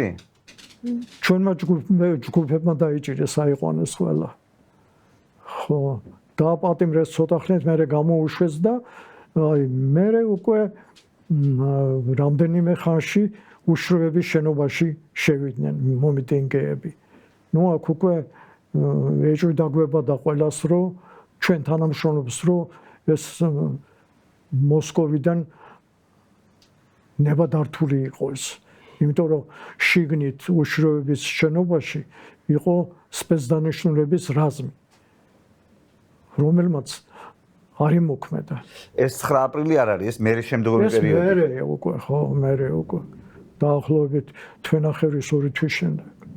მას შემდეგ რაც გამოუშვით დაკავებული ლიდერები და მაგათ ან დაჭერა რა იყო და ან გამოშვება რა იყო ამ ხალხის. ნუ აი მე მგონი რომ მოსკოვიდან იყო ეს მითითება, თორე ნამდვილად მათ არ გამოუშვებდნენ. ჩვენები ნამდვილად არ გამოუშვებდნენ. რატომ თქვენებს დაუშავეს? არა, ნუ ჩვენები დაიღუპნენ, ხო, ჩვენი ხალხი დაიღუპა ჯერ ერთი და ამათ ბრალდებოდა, ანუ ამ ეროვნული მოძრაობის ლიდერებს ბრალდებოდა, მაშინ ეს ხალხი რო დაიღუპა? ნუ პრაქტიკულად კი. ხო, მაგრამ ესენი ხო რუსებმა დახოცეს. და კი, მაგრამ ბრალდებოდა თამათ. რატომ? რო ილია მეორემ ხო შესთავაზა ეკლესიისკენ გადასვლა ეზოში. ხო და რო გადასულიყო ხალხი ხორაპირი არ იქნებოდა, მაგრამ წერეთელმა არ მისცა ამის საშუალება ხალხს. აქ იყავითო წერეთელმა და ალბათ სხვებმაც მე. დიდი ტრაგედია მოხდა. მე რა მოხდა ეს ალბათ მოხდა მეორე მესამე დღე იმ რუსებთან ვისთანაც ურთიერთობა გაქვთ და კონტაქტებით. შემდეგ ეს ურთიერთობა როგორ გრძელდება? აი ეს ფაქტი დადგა ამ თქვენი ურთიერთობის შედეგად. ამის შემდეგ როგორ გრძელდება ეს ურთიერთობა? რუსები ისევ გონორზე არიან, ესე რომ ვთქვათ, თუ აი ამ რაღაცა 9 აპრილის ამბებმა მათში რამე შეცვალა? არა, გონორზე არ იყვნენ რუსები მაგ პერიოდში. თვითონაც განიცდიდნენ ამას, აი ხელმძღვანელობა ძირითადად რა. სხვათა შორის ჯარისკაცებშიც იყო ბევრი დაჭრილი. მაგრამ ამის შესახებ ინფორმაცია გამოუქვეყნებიათ. მომენტინგეებისგან დაზიანებული? კი. იმიტომ რომ ხო გითხარით 2 კამაზი ქვა და არმატურა გავიტანეთ იქიდან. დილას ყველაფერი მოსუფთავდა, არაფერი აღარ ჩანდა. სადღაც დილის 6 საათზე უკვე მოსუფთავებული იყო ყველაფერი. აი პირობითად როდის დგება თქვენთვის ის მომენტი, როდესაც თქვენ ხედავთ რომ აი ეს პოლიცია, ის ძალოვანი უწყებები და სისტემა, რომელიც გიცავდათ მათ შორის კრიმინალებისგან, რომელიც მყარად იდგა, რომელსაც შეეძლო ქურდებს ჩაედო და ქვეყნიდან გაეგდო. აი ეგ რო ჩამოიშალა და უცბად ძალაუფლება ხალხის ხელში გადადის, ვინც თქვენი დაუძინებელი მტერი იყო ცოტა ხნის წინ პროფესიულად. აი ეგ მომენტი როდის დგება? პრაქტიკულად ეს უკონტროლობა რო დაიწყეს შევარდნები მილიციის განყოფილებებში, იარაღების წართმევა, ქუჩაში მილიციელების ცემის, იარაღის წართმევა, მაგ დროს პოლიცია იმდენად იყო დაშინებული, ვთქვათ, რაღაც ძალის გამოყენებისგან, რომ დაიწყო განუკითხაობა რა. თვითონ ხელმძღვანელობაც იქცევოდა ისეთნაირად, რომ არ ეძლევოდნენ ზუსტ მითითებას, აი რა უნდა გვექნა იმ შემთხვევაში თუ ვთქვათ, რამდენიმე მოქალაქე 30 თუ 50 მილიციის შენობის აღებას ეცდებოდა. არ იყო ზუსტი მითითებები და დაიწყო ეს განუკითხაობა პრაქტიკულად. მხედრიონი შეიქმნა, მხედრიონმა მილიციის სკოლა დაიკავა გლდანში. ამ დროს რა შვება მილიციელები? აი როცა მას უყურებ. პრაქტიკულად თავს იცავს მეც არაფერს. თავს იცავს მეც არაფერს. ცოტა ხნის შემდეგ ასეთ შემთხვევა იყო, მე მაშინ უკვე გლდანის მილიციის უფროსი ვიყავი. მხედრიონი შევიდა სალაროში, შევ სალაროში, სახელმწიფო სალაროში. ხო და დამირეკეს მე რომ მხედრიონია შემოსულიო, მაგრამ იმდენად ვიყავით დაშინებულები აი ამ ურთიერთობებით გამწყობების, რომ მე ვუთხარი, მოდი ასე მოვიქცეთ მეთქი, მოდი ჩვენ დავრეკოთ ქალაქის სამმართველოში და უთხრათ ეს ფაქტი. და თვითონ მოგცემენ მითითებას მერე. და ვითომ მოქალაქე დარეკა ქალაქის სამმართველოში და უთხრა რომ ვიღაც ყაჩაღები შევარდნენო სალაროშიო. ხო და ქალაქის მორიგემ დაგვირეკა ჩვენ ჯო ვიღაც მოქალაქეები შევარდნენო ეგ ყაჩაღებიო სალაროშიო და მიხედეთო. ხო და მე ჯგუფთან ერთად წავედი შეერაღებულები, რა თქმა უნდა. მხედრიონის თანამშრომლებმა წევრებმა ჩაიკეტნენ სალაროში, მე შემიშვეს მარტო უიარაღოში და დავარწმუნე რომ ფული არ გაეტანათ მაქედან. და წყნარად გამოვიდნენ. მეორე დღეს გამომიძახა ალასანია იყო, მე მგონი მხედრიონის უფროს მოადგილე იყო თუ ვიღაცა რაღაც. აქ მთავრობის სასახლეში იჯდა უკვე. ხო და რატო შეხვედით, ხო იცოდით რომ მხედრიონი არისო და მე ვთხარი არ ვიცოდით მეთქე მორიგემ დარეკა მეთქე და შევედით მეთქე. ოკაიო. ასე დამთავრდა. ცეკას პირველი მდივნების ცვლილება რა გავლენას ახდენს მილიციის საქმიანობაზე? ნუ ხო იცით როგორ იყო თბილისში და ალბათ ეხლაც მასია რა. ახალი პიროვნება რომ მოდიოდა, ყველა ვისაც ჰქონდა რაღაც ურთიერთობა მასთან, ცდილობდა რაღაც თანამდებობის დაკავებას. ეს მილიციის უფროსობა იქნებოდა, რაიკომის მდივნობა იქნებოდა, ქარხნების დირექტორობა იქნებოდა, ასე ეს სისტემა ყოველთვის მოქმედი იყო. და ფულს როგორ შეულობს ეს ხალხი?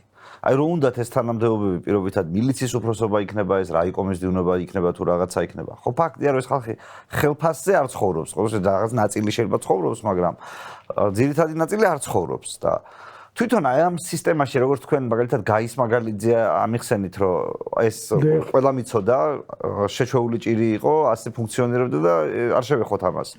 მაგრამ არსებობდა უფრო მაღალი ხარისხის კორუფცია. სადაც პოლიციის მაღალჩინოსნებიც იქნება, უშიშროებისაც იქნება, პარტიული მაღალჩინოსნები იქნება. აი თვითონ აი ამის ანატომია როგორ არის, როგორ მიდის ფული ბოლოში? მე ახლა მაგას ზუსტად ვერ გეტყვით, მაგრამ ფაქტია, რომ დიდი ქარხნები, თქვათ, წარმოებები დიდი, რაღაც თვიურ გადასახადს უხდიდნენ, თქვათ, რაიკომის მდივანს. ან ობხს იყო დანაყოფი, რომელიც ებრძოდა კორუფცია ქარხნებში და რაღაცებში ებრძოდა კორუფციებს. ხო და отдел по борьбе с хозяйственными преступлениями ишифрებოდა ეს ОБХ-ს. ხო და პრაქტიკულად ნაწილი მიდიოდა ОБХ-ს აძლევდა უკვე მილიციის უფროს. ნაწილი მიდიოდა სამინისტროში. ასე გროვდებოდა ეს ფული, ასე ვთქვათ, იქიდან, აქედან და მიდიოდა სხვადასხვა პიროვნებებთან. ნაწილი ალბათ უშიშროებაშიც მიდიოდა მაშინ. ხელფასის რა, აი მაგალითად ხელფასი თუ იყო პირობითად 500 მანეთი, რამდენი შეიძლება ყოფილიყო შემოსავალი, აი კორუმპირებული, რამდენჯერ მეტი შეიძლება ყოფილიყო ხელფასზე ალბათ თანამდებობას გააჩნია, რა თქმა უნდა. თანამდებობას გააჩნია. ზოგჯერ ხელფას არ აღემატებოდა ქვედაფენას. ზედაფენას ალბათ რამდენიმეჯერ უფრო მეტი იყო. შეიძლება და მაგალითად ამ სისტემაში ადამიანს, ჩვეულებრივ ადამიანს, აი მისულიყო ვიღაც ჩვეულებრივი ადამიანი და გამოეცხადებინა ბრძოლა ამისთვის და გადარჩენილიყო სისტემაში. იყო ასეთ შემთხვევები, სხვათა შორის ძალიან იშვიათად, მაგრამ იყო ასეთ შემთხვევები, როცა ზოგი თანამშრომელი უარს იცავდა ფულის აღებაზე. მას შიგნით იმ დანაყოფში აძლევდნენ ისეთ სამსახურს, ისეთ მოვალეობას აკისრებდნენ, სადაც ფულს ვერ აიღებდა ის და არავინ არ შესთავაზებდა და ასრულებდა ამ მოვალეობას მაშინ უკვე. ადგილს არ გააფუჭებიებდნენ. ხო, ასე ტეხავდნენ, ასე ვთქვათ. ასეთ სისტემა იყო. თქვენ თქვით, რომ ცხინვალშიც გიმუშავიათ. ბატონო? ცხინვალშიც გიმუშავიათ. კი. ეს სადღაც 70-იანი 80-იანი წლებია დაახლოებით. მე მაინტერესებს აი იმ პერიოდში ქართულ-ოსური ურთიერთობები და ჩანს თუ არა მომავალი კონფლიქტის საწყისები აქ. ან მე როგორ ჩნდება ეს საწყისები თუ იმ დროს არ ჩანს და თუ ჩანს რა არის ეს საწყისები? პრაქტიკულად ახლა ცეკას იქაურ ცეკას მეორე მდივანი ქართველი იყო. განყოფილების უფროსი, ადმინისტრაციული განყოფილების უფროსი ქართველი იყო. მილიციის სამმართველოს უფროსი ქართველი იყო. ოსი მოხსნეს და ქართველი დანიშნეს, შალამბერიძე დანიშნეს. შალამბერიძე მეწამეყვანა სისხლის სამართლის სამძებროს უფროსად. ეს ჩემთვის დიდი დაწინაურება იყო, იმიტომ რომ მე მაშინ ვიყავი კაპიტანი ვიყავი ორჯერ ვადაზე ადრე მივიღე წოდებები და ვიყავი უფროსი ინსპექტორი. წამიყვანა შალამბერძე მიქ და წამიყვანა იმიტომ რომ გაუხსნელი ჰქონდათ 4 ძალიან სერიოზული ქურდობები. 2 იყო შემნახველს სალაროს გატეხვა და 2 იყო დიდი წარმოების შევსალაროსი გატეხვა შიგნით. ეს საქმეები იყო მოსკოვის კონტროლზე. და მოსკოვის ბრიგადა პრაქტიკულად სუცხინვალში იყო. ეხლა რა ხდებოდა ამ დროს აი ჩვენ შორის ქართველებს შორის და ოსებს შორის რაღაც დაძაბულება მაინც იყო. იყო ნაწყენები იყვნენ, იმიტომ რომ აი ამ თანამდებობებზე ინიშნებოდნენ ქართველები და არა ოსები. ეხლა ღიად ამას არ ამჟღავნებდნენ, მაგრამ ურთიერთობებში ეს მაინც ჩანდა. აი თქვათ, ჩემი მეუღლე ყვებოდა, რომ ერთხელ პურის ყიდვა მინდოდაო, რიგში ვიდექიო და ჩემი რიგი რომ მოვიდაო, გამყიდველმა მე კი არ მომცაო პური. კიდე რამდენიმე ოსი გაუშვაო და მე მომცაო პური. აი ასეთ შემთხვევები იყო.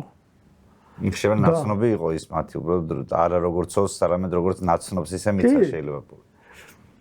ნუ არ ვიცი, ნუ ასეთ შემთხვევა იყო ყველა შემთხვევაში. და შიგნითაც ახლა სამმართველოში იგრძნობოდა ეს დაძაბულობა მათ შორის და ჩვენ შორის, მაგრამ შენ არ უნდა დაგერღვია კანონი და უკანონოდ არ უნდა მოქცეულიყავი. მაშინ პრეტენზია არ ექნებოდათ. შენ შეგეძლო სამართლიანად მოგეთხოვა თანამშრომლისთვის მისი მოვალეობის შესრულება. ოღონდ უსამართლოდ არაფერი არ უნდა დაგევალებინა. უსამართლოდ ახლა ეგ ქართველსაც ხო ვერ დაავალებდი, ისიც გააპროტესტებდა უსამართლოდ რატომ ავალებო? ნუ შეიძლება გეთქვა რომ აი მიდი ამ საქმეში ეს დაიჭირიან, ეს ჩაუდიან შეგეძლია ფული გააკეთო მაგდაგვარი რაღაცები. მასეთ რამებს არ ვაკეთებდით. სხვათა შორის შალდამბერძეც ძალიან ძლიერი სამართლოს უფროსი იყო. და მოკლე ხანში მოკლედ ეს დანაშაული გავხსენი მე რო გადავხედე ამ საქმეებს ხო რატო იყო გაძნელებული ამ საქმის გახსნა იმიტომ რომ სეიფები რომლებიც იყვნენ გახსნილი იყო გატეხილი კი არა ყველა სეიფი იყო გახსნილი ამ სეიფების ქარხანა იყო ცხინვალში და ძირითადად ეს ჯგუფები რომ მუშაობდნენ ამ საქმის გახსნაზე მუშაობდნენ ყველანი იმ თანამშრომლების მიმართ და მათ კავშირების მიმართ, ვინც მუშაობდნენ ამ ქარხანაში, ვინც ამ სეიფებს ამზადებდნენ. რო გასაღები ხო არ მიცეს ვიღაცას? კი. ხო. რო გადავხედე რატომი იყო საკმაოდ რქელი ტომები იყო ასეთი, შემხდა ერთი პიროვნების დადგენა და ეს პიროვნება იყო ეროვნებით რუსი და ერთ-ერთ სალაროდან ფულის გარდა ხურდა ფულით წაიღეს და ღვინის ბოთლები იყო და ღვინის ბოთლებით წაიღეს და რატომღაც მე ვიფიქრე რომ რა თქმა უნდა ქართველი ქურდის ან თუგინ დოსი ქურდის მენტალიტეტში არზის ის რომ ღვინის ბოთლები წაიღოს და ხურდა ფული წაიღოს ვიფიქრე ამ რუსზე მაგრამ რუსი იყო გადამოწმებული ჩვენ საინფორმაციო ცენტრში და ნასამართლები არ იყო მე ვფიქრე რომ მოდი მეთქი მოსკოვში გადავამოწმებ მეთქი და შეკ ტელეგრამა გაუგზავნე მოსკოვში და აღმოჩნდა 4-ჯერ ნასამართლები თან ძიმე დანაშაულებზე სულ მოხდილი ქონდა რაღაც 20 წელზე მეტი ციხე მაშინ ვიფიქრე მე რომ ნამდვილად ამის გაკეთებულია მეთქი და ეს კაცი მუშაობდა მაშინ კაი მოტორისტი იყო და მთელ საქართველოსდან ჩადიოდნენ ხოლმე მასთან მოტორის გაზაკეთებლად. და აგენტი მიუგზავნა, ჩემი აგენტი და დამეგობრდა ეს აგენტი მასთან ერთად, რამდენიმეჯერ ანაშა მოუწიეს და მე ამ აგენტმა სპიჩკის კარობკით სავსე ანაშა მისცა მას. მან ჩაიდო ჯიბეში და წამოვიდა სახლისკენ და რო წამოვიდა ჩვენ დავიყვანეთ ეს. რო ავიყვანეთ, ეს დიდი რაოდენობა ითვლებოდა მაშინ და დიდი სროკი ელოდებოდა მას. და მე დაუჯექი და ველაპარაკე, არ აქცხვენია მეთქი, ამდენი სროკები გაქვთ მეთქი მოხდელი, ასეთ სერიოზულ დანაშაულზე მეთქი, ეხლა ნარკოტიკებზე რო წახვიდე მეთქი ციხეში, ეს ხო შენთვის სირცხვილია მეთქი. მოდი თქვი, ვიცი რომ შენი გაკეთებულია მეთქი ეს ყველაფერი და ერთი-ორი დღე რო ველაპარაკე დათანხმდა. კიო, ჩემი გაკეთებულია. მაგრამ ეხლა უნდა ამიხსნას როგორ გახსნა ეს სეიფები. სხვანაირად არავინ არ დაუჯერებს მას რომ ის გაკეთებულია. ხო და მომთხოვა მომიტანეთო გიტარის სიმებიო მოუტანეთ გიტარის სიმები, მოიტანეთო გასაღებებიო იმ სეიფის გასაღებებიო, მოუტანეთ ის სეიფის გასაღებები და დაიწყო ამ ატმინჩკის გასაღება, ასე ვთქვათ, გაკეთება. მოუთავეს ასეთი გასაღები იყო, ორი პირი ქონდა, ასეთი. ამან მოთალა ეს კბილები რაც იყო, სვერლოთი გაუკეთა პატარა ნახრეტები და ჩასვა შიგ ეს გიტარის ინები. შედო სეიფში და გადაატრიალა. გაიხსნა ჩემი სეიფი. ეხლა ამის შესახებ გამოძიებას უთხარით.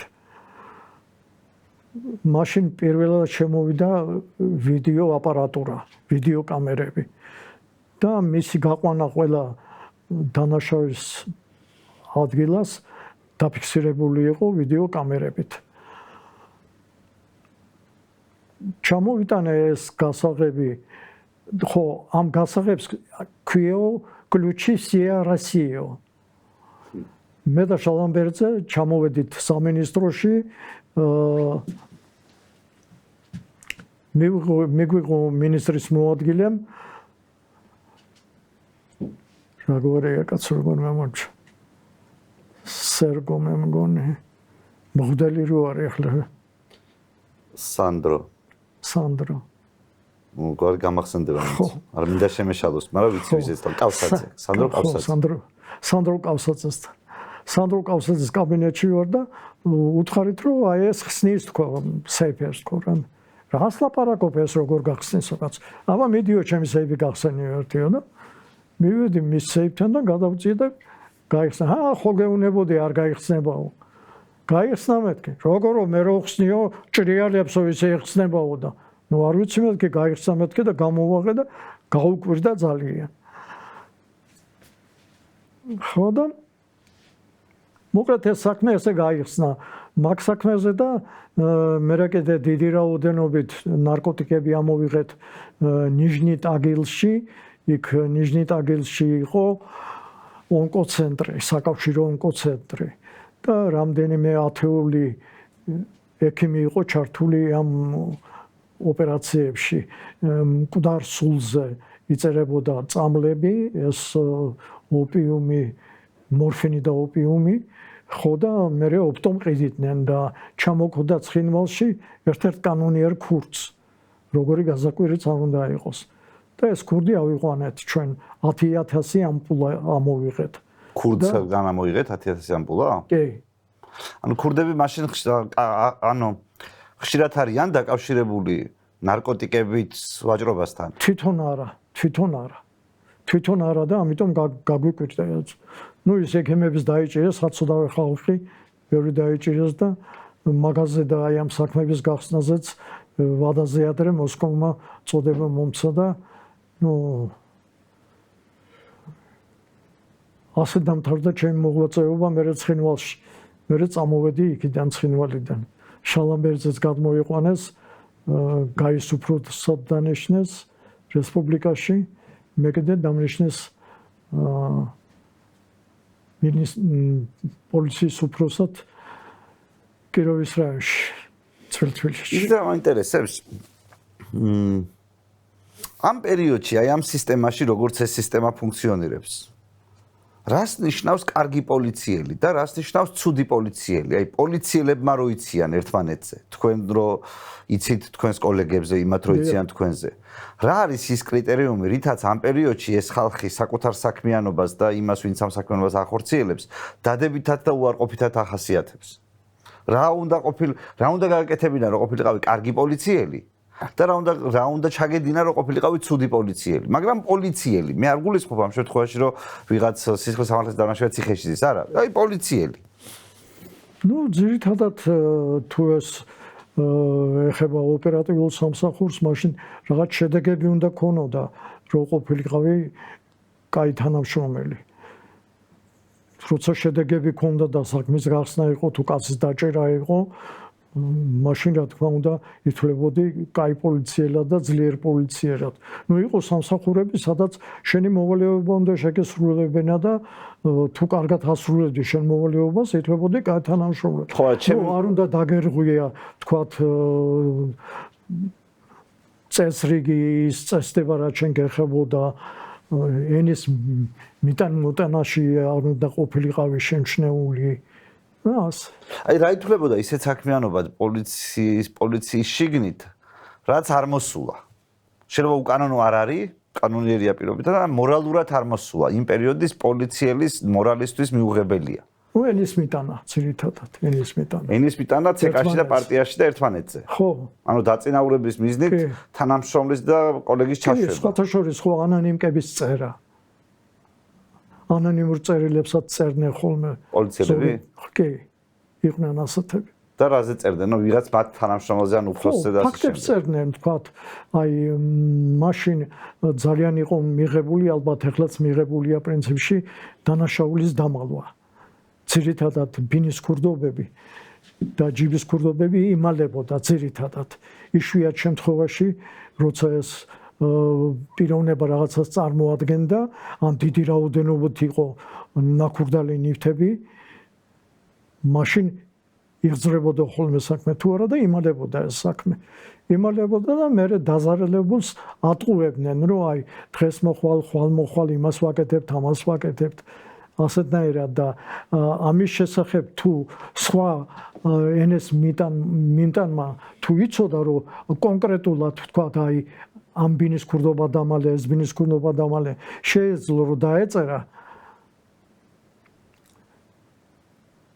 ჩაეშვი. ხო და შემოწმების დროს აღმოჩნდებოდა რომ ნამდვილად იყო ქურდობები და დამალვაზე შეიძლებოდა რომ ადამიანი გაიგდოთ ორგანოდან.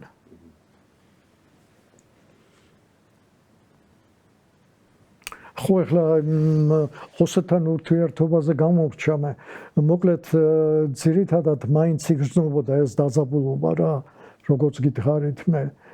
ვთქვათ, ჩვენ კი პატიჟებდნენ ხოლმე სადღაც სუფრებზე მივდიოდით ხოლმე ერთად. ქორწილებში დავდიოდით ხოლმე ერთად, მაგრამ მაინც იგრძნობოდა. თუ თქვათ სამნი ვიყავით და ორიოსი იყო, მარტო სურად ლაპარაკობდნენ ხოლმე ძირითადად. ნუ ასეთი რაღაცები შეიმჩნეოდა. და მე უკვე ეს ძალიან გამომჟღავნა მე ეროვნული მოძრაობის შემდეგ. მეორეჯერ რო დაინიშნეთ, იქ რა დაგხვდათ შეცვლილი? აი მაგნაწილში უშიშროების იმადა 2000 წელს როცა დაინიშნეთ და მე დამნიშნეს იქ იმიტომ რომ პრაქტიკულად ბევრი ნაცნობები მყავდა და ოპერატიულ ვითარებას ვიცნობდი მე ძალიან კარგად. აი რომ დამნიშნეს იქ მე უკვე ინფორმაცია ბევრი მომდიოდა მე იმაზე რომ იარაღი შემოქონდათ. დიდი რაოდენობით შემოქონდათ იარაღი ოსეთში. ხო, იქნებოდა რაღაც ჯგუფები ჩვენთან ხომ ხედრიონი იყო, იქ დაახლოებით იგივე იყო. მოსკოვიდან ეხმარებოდნენ ყველანაირად. ნარკოტიკი საიდან შემოდიოდა საქართველოში? აი თუნდაც საბჭოთა პერიოდში და მე 90-იანებშიც რა ტრასები არსებობდა ნარკოტიკის შემოსვლის? გაცილებით ნაკლები შემოდიოდა ვიდრე ახლა სხვათა შორის. შემოდიოდა ძირითადად შუა აზიიდან. ეს იყო პლანი და ოპიუმი. ახლა მე ერთხელ ვიყავი იქ მივლინებაში. აქ ამოვიღეთ რაღაც 700 გრამი ოპიუმი და წავედით ყაზახეთში. და იქ მილიციის უფროსს ველაპარაკეთ, რომელი ერთ-ერთ სოფელში ცხოვრობდა ეს კაცი. ჩვენთან სოფელში ყველა საქმე ოპიუმიო სახში. მუცელი რო ატკივა ბავშვს, პატარას ვაძლევთ რა არისო და. და თქვენ აქ იჭერდით ხალხს? ჩვენ აქ ვიჭერდით, ხო. ეგ რატო ხდებოდა აი სიტუაციას ერთი ქვეყანაში? ეს წესჩვევა იყო რა, საუკუნეების მანძილზე გრძელდებოდა ამ ოპიუმს პატარა ნაწილაკებს როგორც წამალს ისე იყენებდნენ რა. და ამ ნარკოპოლიტიკის მიზანი, სადაც აი ამ ოპიუმს, სადაც რომელსაც რამდენიმე ასეული კილომეტრის იქით, აი იგივე ქვეყანაში ბავშვებს აჭვევენ მცირე დოზით, ხოლო რამდენიმე ასეული კილომეტრის აქეთ ხალხს ლამისა სამუდამო პატიურობას აძლევენ. ამის მიზანი თქვენი დაკვირვებით, აი იმ გამოცდილებით, რაც თქვენ გაქვთ, იყო ხალხის დაცვა პირობითად ნარკოტიკებისგან თუ იყო ნარკოპოლიტიკის მეშვეობით სისტემის კონტროლი და დანაშაულის გახსნის სტატისტიკის მომატება. რომელი უფრო ანაღლებდათ კომუნისტებს? არა, უფრო ხალხის ბედიღბალი ანაღლებდათ, იმიტომ რომ ეს ძიმე ნარკოტიკები იყო ძირითადად რაც შემოდიოდა. ნუ ახლა თქვენ რა თქვით პლანი? ნუ პლანი დიდი არაფერი არ იყო ახლა, მაგრამ ბევრი ეწეოდა, მაგრამ აი ოპიუმი ძირითადად და მე შემოდიოდა მორფინიც. ეს ხო აფთიაქიდან გამოდიოდა, თორემ მორფინი ხო ისე ქუჩაში ვერ წარმოებდა. მაგრამ შემოდიოდა, ნაწილი შემოდიოდა სასომხეთიდან შემოდიოდა, აზერბაიჯანიდან შემოდიოდა. სხვათა შორის ერთხელ აზერბაიჯანის მოქალაქე დავიჭირეთ, მოქალაქე კი არა, მაიორი იყო, მილიციის მაიორი იყო, მანქანით შემოქონდა დიდი რაოდენობით ანაშა. მთელი ბაგაჟნიკი სავსე ქონდა, დამუშავებული ანაშა უკვე რა. ხო და დაკავების დროს ჩვენი ერთ-ერთი თანამშრომელი დაიჭრა, ძიმედ დაიჭრა. ხო. ძლივს დავიჭირეთ ის კაცი, ხალხი დაგვეხვიე თავს. ასეთ შემთხვევა იყო.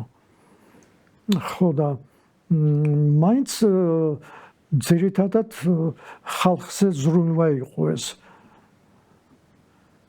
ნუ როგორც წესი ახლა ოპერატიული თანამშრომლები დაკავების დროს ცდილობდნენ რომ რაღაც ნაწილი მოეტეხათ იქიდან.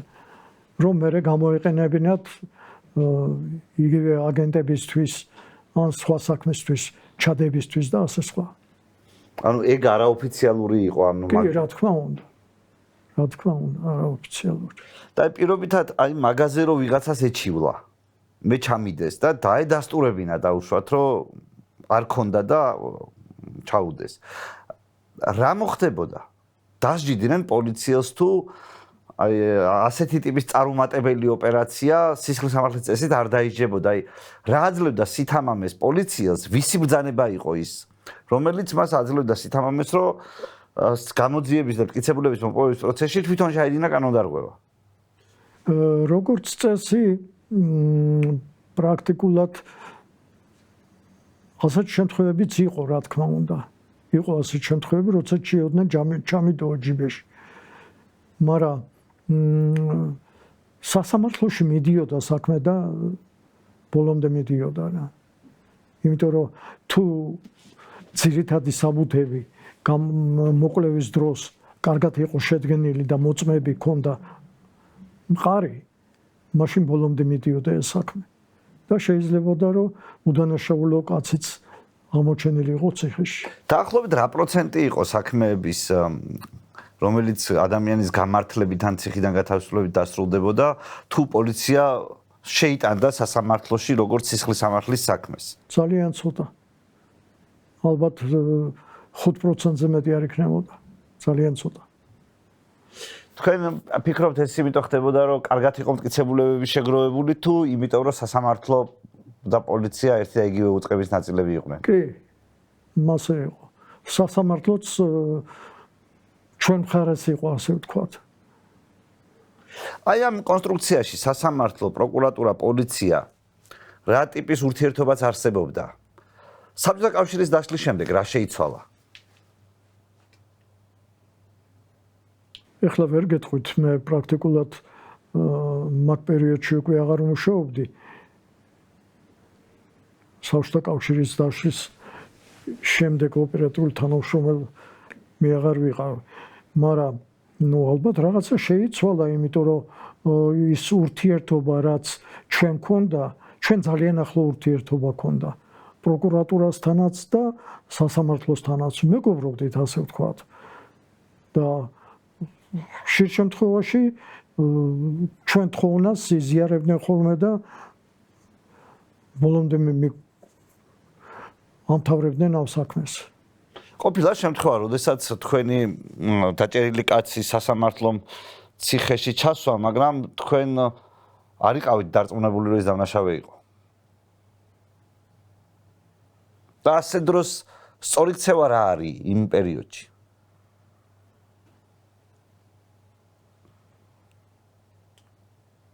აი ასეთი შემთხვევა მქონდა მე ერთხელ.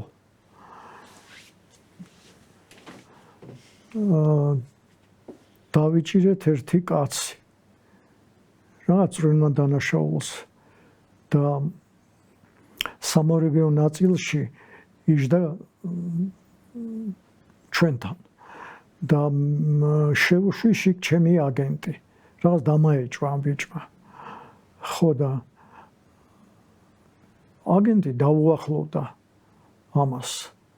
ხო და აგენტს უთხრა რომ რამდენიმე დღის წინო კაცი მოვკალია. ნუ აგენტი მეორე დღეს ამოვიდა და მითხრა რომ ესეთი რამეა, ვიძახით რომ 26 კომისრებშიო მოვკალიო კაცი. ხო და ნუ რო გადავხედეთ ამ სტატისტიკას ჩვენ დამნაშავე რომელმაც მოკლა კაცი ასეთი თვითონ ფაქტიც არ ყოფილა მკვლელობა. ვიძიეთ და აღმოვაჩინეთ, რომ კი არ მოუკვლიათ, თავი გაუტეხია და ეს დანაშაული აღიარებინეს სხვას და დაიჭირეს ეს ბიჭი. მაგრამ ნივთები ვერ ამოიღეს. მაგრამ ამან რო თქვა მე ვიყავიო და რო დავადგინეთ რა ფაქტი იყო, ეს ქურდობა იყო. ქურდობა, რომელიც გადაიქცა ყაჩაღობაში მე უკვე ამ ბიჭს ამოვაღებინეთ, მოვატაინეთ ეს ნაქურდალი ნივთები. და ეს ნივთები რომ მოიტანა ამან უკვე ეს დანაშაული გაიხსნა და ის ბიჭი რომელიც გასამართლებული იყო უკვე იძულებულები გახდნენ რომ გაეშვათ. ეს იშვიათი შემთხვევა იყო. ძალიან იშვიათი შემთხვევა იყო ასეთი. თქვენ ამდენ წლიან კარიერაში ოდესმე ყოფილა თუ არა პერიოდი, როდესაც თქვენ სიცილისამართლის საქმეთა გამომძიებელმა იცოდით, რომ ჩადება არ არსებობდა ქვეყანაში და ეს აკრძალული იყო და ამას ჩვენი პოლიცია არ იყენებდა. ეს ყოველთვის იყო. და როდესმე თუ იყო პერიოდი, როცა ჩადება არ იყო. როცა თქვენ გახსოვთ. არა ყოფილა. ეს ხო იცით, ჩვენ კანონმორჩილი ხალხი კი არ ვიყავით, თქვათ, განსაკუთრებით ისინი, ვინც სიცილისამართლის სამზებროში მუშაობდა. ისე რომ პრაქტიკულად ჩადებები ყოველთვის იყო და ალბათ ყველა ქვეყანაში არის, ალბათ მე ასე მგონი. ყოველ შემთხვევაში ძალიან რთულია, როცა ის ეპოქა გამოვლილი სხვა ქვეყანაზეც იგივე არის ფიქრო, თუმცა ალბათ ყველგან ალბათ არ იქნება. იმედი დავიტოვოთ. დიდი მადლობა საინტერესო საუბრისთვის, მაგრამ რამე ხო არ არის ისეთი ამბავი, რომელიც მე გამომრჩა და თქვენი აზრით მოუხდებოდა ჩვენს ისტორიას? ეხლა აი ამ დანაშაულის დაფარვით უჩვენებდით კაი სტატისტიკას. ამ სტატისტიკის მიხედვით შეფასებას ღებულობდა თქვათ განყოფილება, მერე ქალაქის სამმართველო, მერე სამინისტრო და საკავშირო სამინისტროში თათბირები რო იყო, ყოველთვის იცახდნენ, რომ აი საქართველოში მიდის დანაშაულის კლება, გახსნა არის თქვათ 85%, როცა სხვა რესპუბლიკებში იყო თქვათ 60%, 50% და სუქებაში ვიყავით მოკლედ. და ამას არ აყენებდნენ ეჭქვეშ, რომ ამ ხელა განსხვავება არ. სხვათა შორის არა. არა. აქედან მოდის ესე იგი ეს მავნე პრაქტიკა სტატისტიკებით კი. ჟანგლიორობის. მე თან როგორ იყო, იცით? აი თქვა შეიცვალა მინისტრი, ხო? მინისტრი გამოაცხადებდა, რომ აბა არავითარი დამალვა არ უნდა იყოს. და პირველ წელს მის მინისტრობის დროს სტატისტიკა ფუჭდებოდა. ხო, დანაშაული აიწევდა ხოლმე, ძალიან აიწევდა ხოლმე, თქვათ ორმაგად. და მერე მიდიოდა კლება. და გამოსვლის დროს მინისტრი ისევ ახსენებდა, რომ აი მიდის კლება ჩვენთან დანაშაულის. იმას კი არ ადარებდნენ, ახლა 3-4 წლის წინ რა იყო. აი ასეთი სისტემა იყო ჩამოყალიბებული. მერე იყო ასეთი შემთხვევები, როცა აი თქვათ დაიჭერდი ბინის ქურცს, ხო?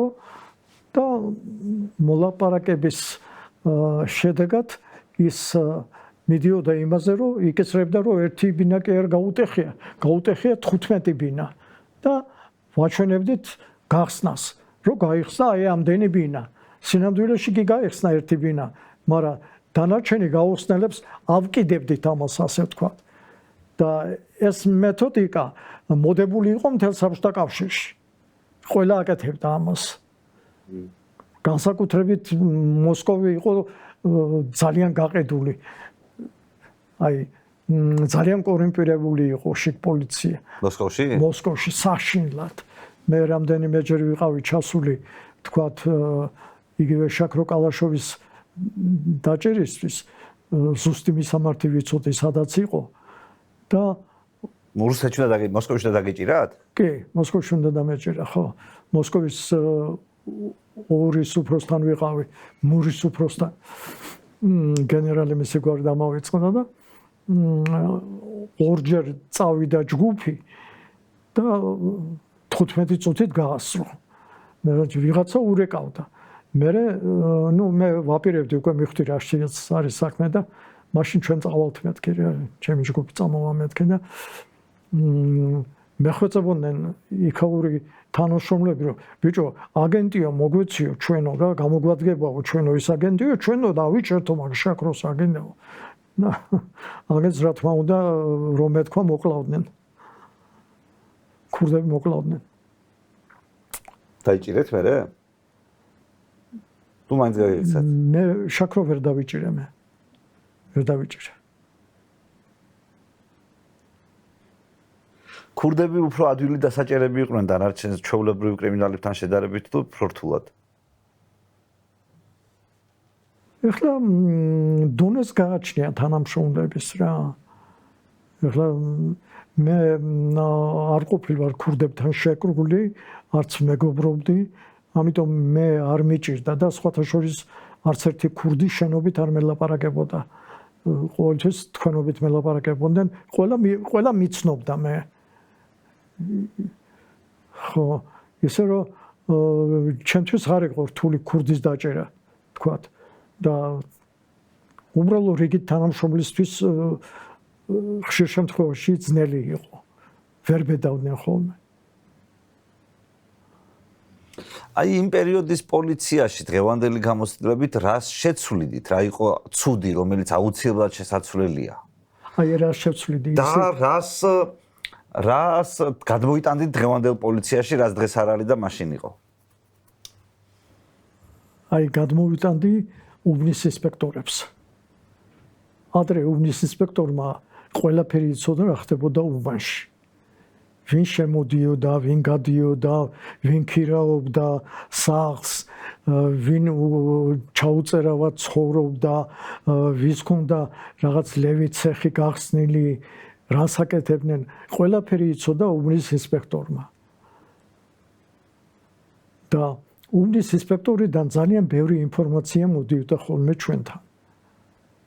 ახლა ხო არსებობს უბნის ინსპექტორი? კი არსებობს, მაგრამ მე არ მინახია ახლა ჩემს უბანში კერძო დასახლებაში ცხოვრობ უბნის ინსპექტორი მე ეგ არასოდეს არ მინახე არც ვიცი ვინ არის ანუ ეს მათი მუშაობა იმდენად არის შეცვლილი რომ უბანში არ ჩდებიან იგივე თუ გინდაც გაბჭებულ გზების ამბავი იგივე ნაგვის გატანის ამბავი უბნის ინსპექტორი ამას აკონტროლებდა ხოლმე ყველაფერს და კაი უბნის ინსპექტორი დასაფასებელი იყო ძალიან და რა შეცვლიდით?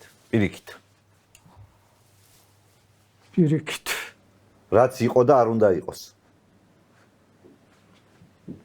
ნუ რა თქმა უნდა ეს მეტი კონტროლი ჭირდება თანამშრომლებს და ალბათ თვითონ თანამშრომლებიც უფრო კანონმორჩილები უნდა იყვნენ ახლა რო უყურებთ ხოლმე ამ მიტინგების დროს როგორ უთხოვენ ახლა რამდენიმე ხნის წინათ დაიჭირეს რამდენიმე თანამშრომელი და ძალიან სწორი მოქმედება იყო ეს იმიტომ რომ ნუ ასე მოქცევა ხალხის წინააღმდეგ არ შეიძლება რა თქმა უნდა ესე უმოწყალოთცემა თუმცა ალბათ ისეთი პოლიციაც არ არსებობს სადაც ცემატყეპა არ არის მაგრამ ასე სახალხოდ არ უნდა იყოს ყოველ შემთხვევაში შეიძლება ხელფასების მომატება იყოს საჭირო ახლა იმიტომ რომ ის ხელფასი რასაც ღებულობს თანამშრომელი არ კმარა ნორმალური ოჯახის შენახვისთვის ხელფასები უნდა იყოს ცოტათ მაღალი ძალიან დიდი მადლობა საინტერესო საუბრისთვის წარმატებებს და ჯანმრთელობას და მხნეობას გისურვებთ მადლობა თქვენ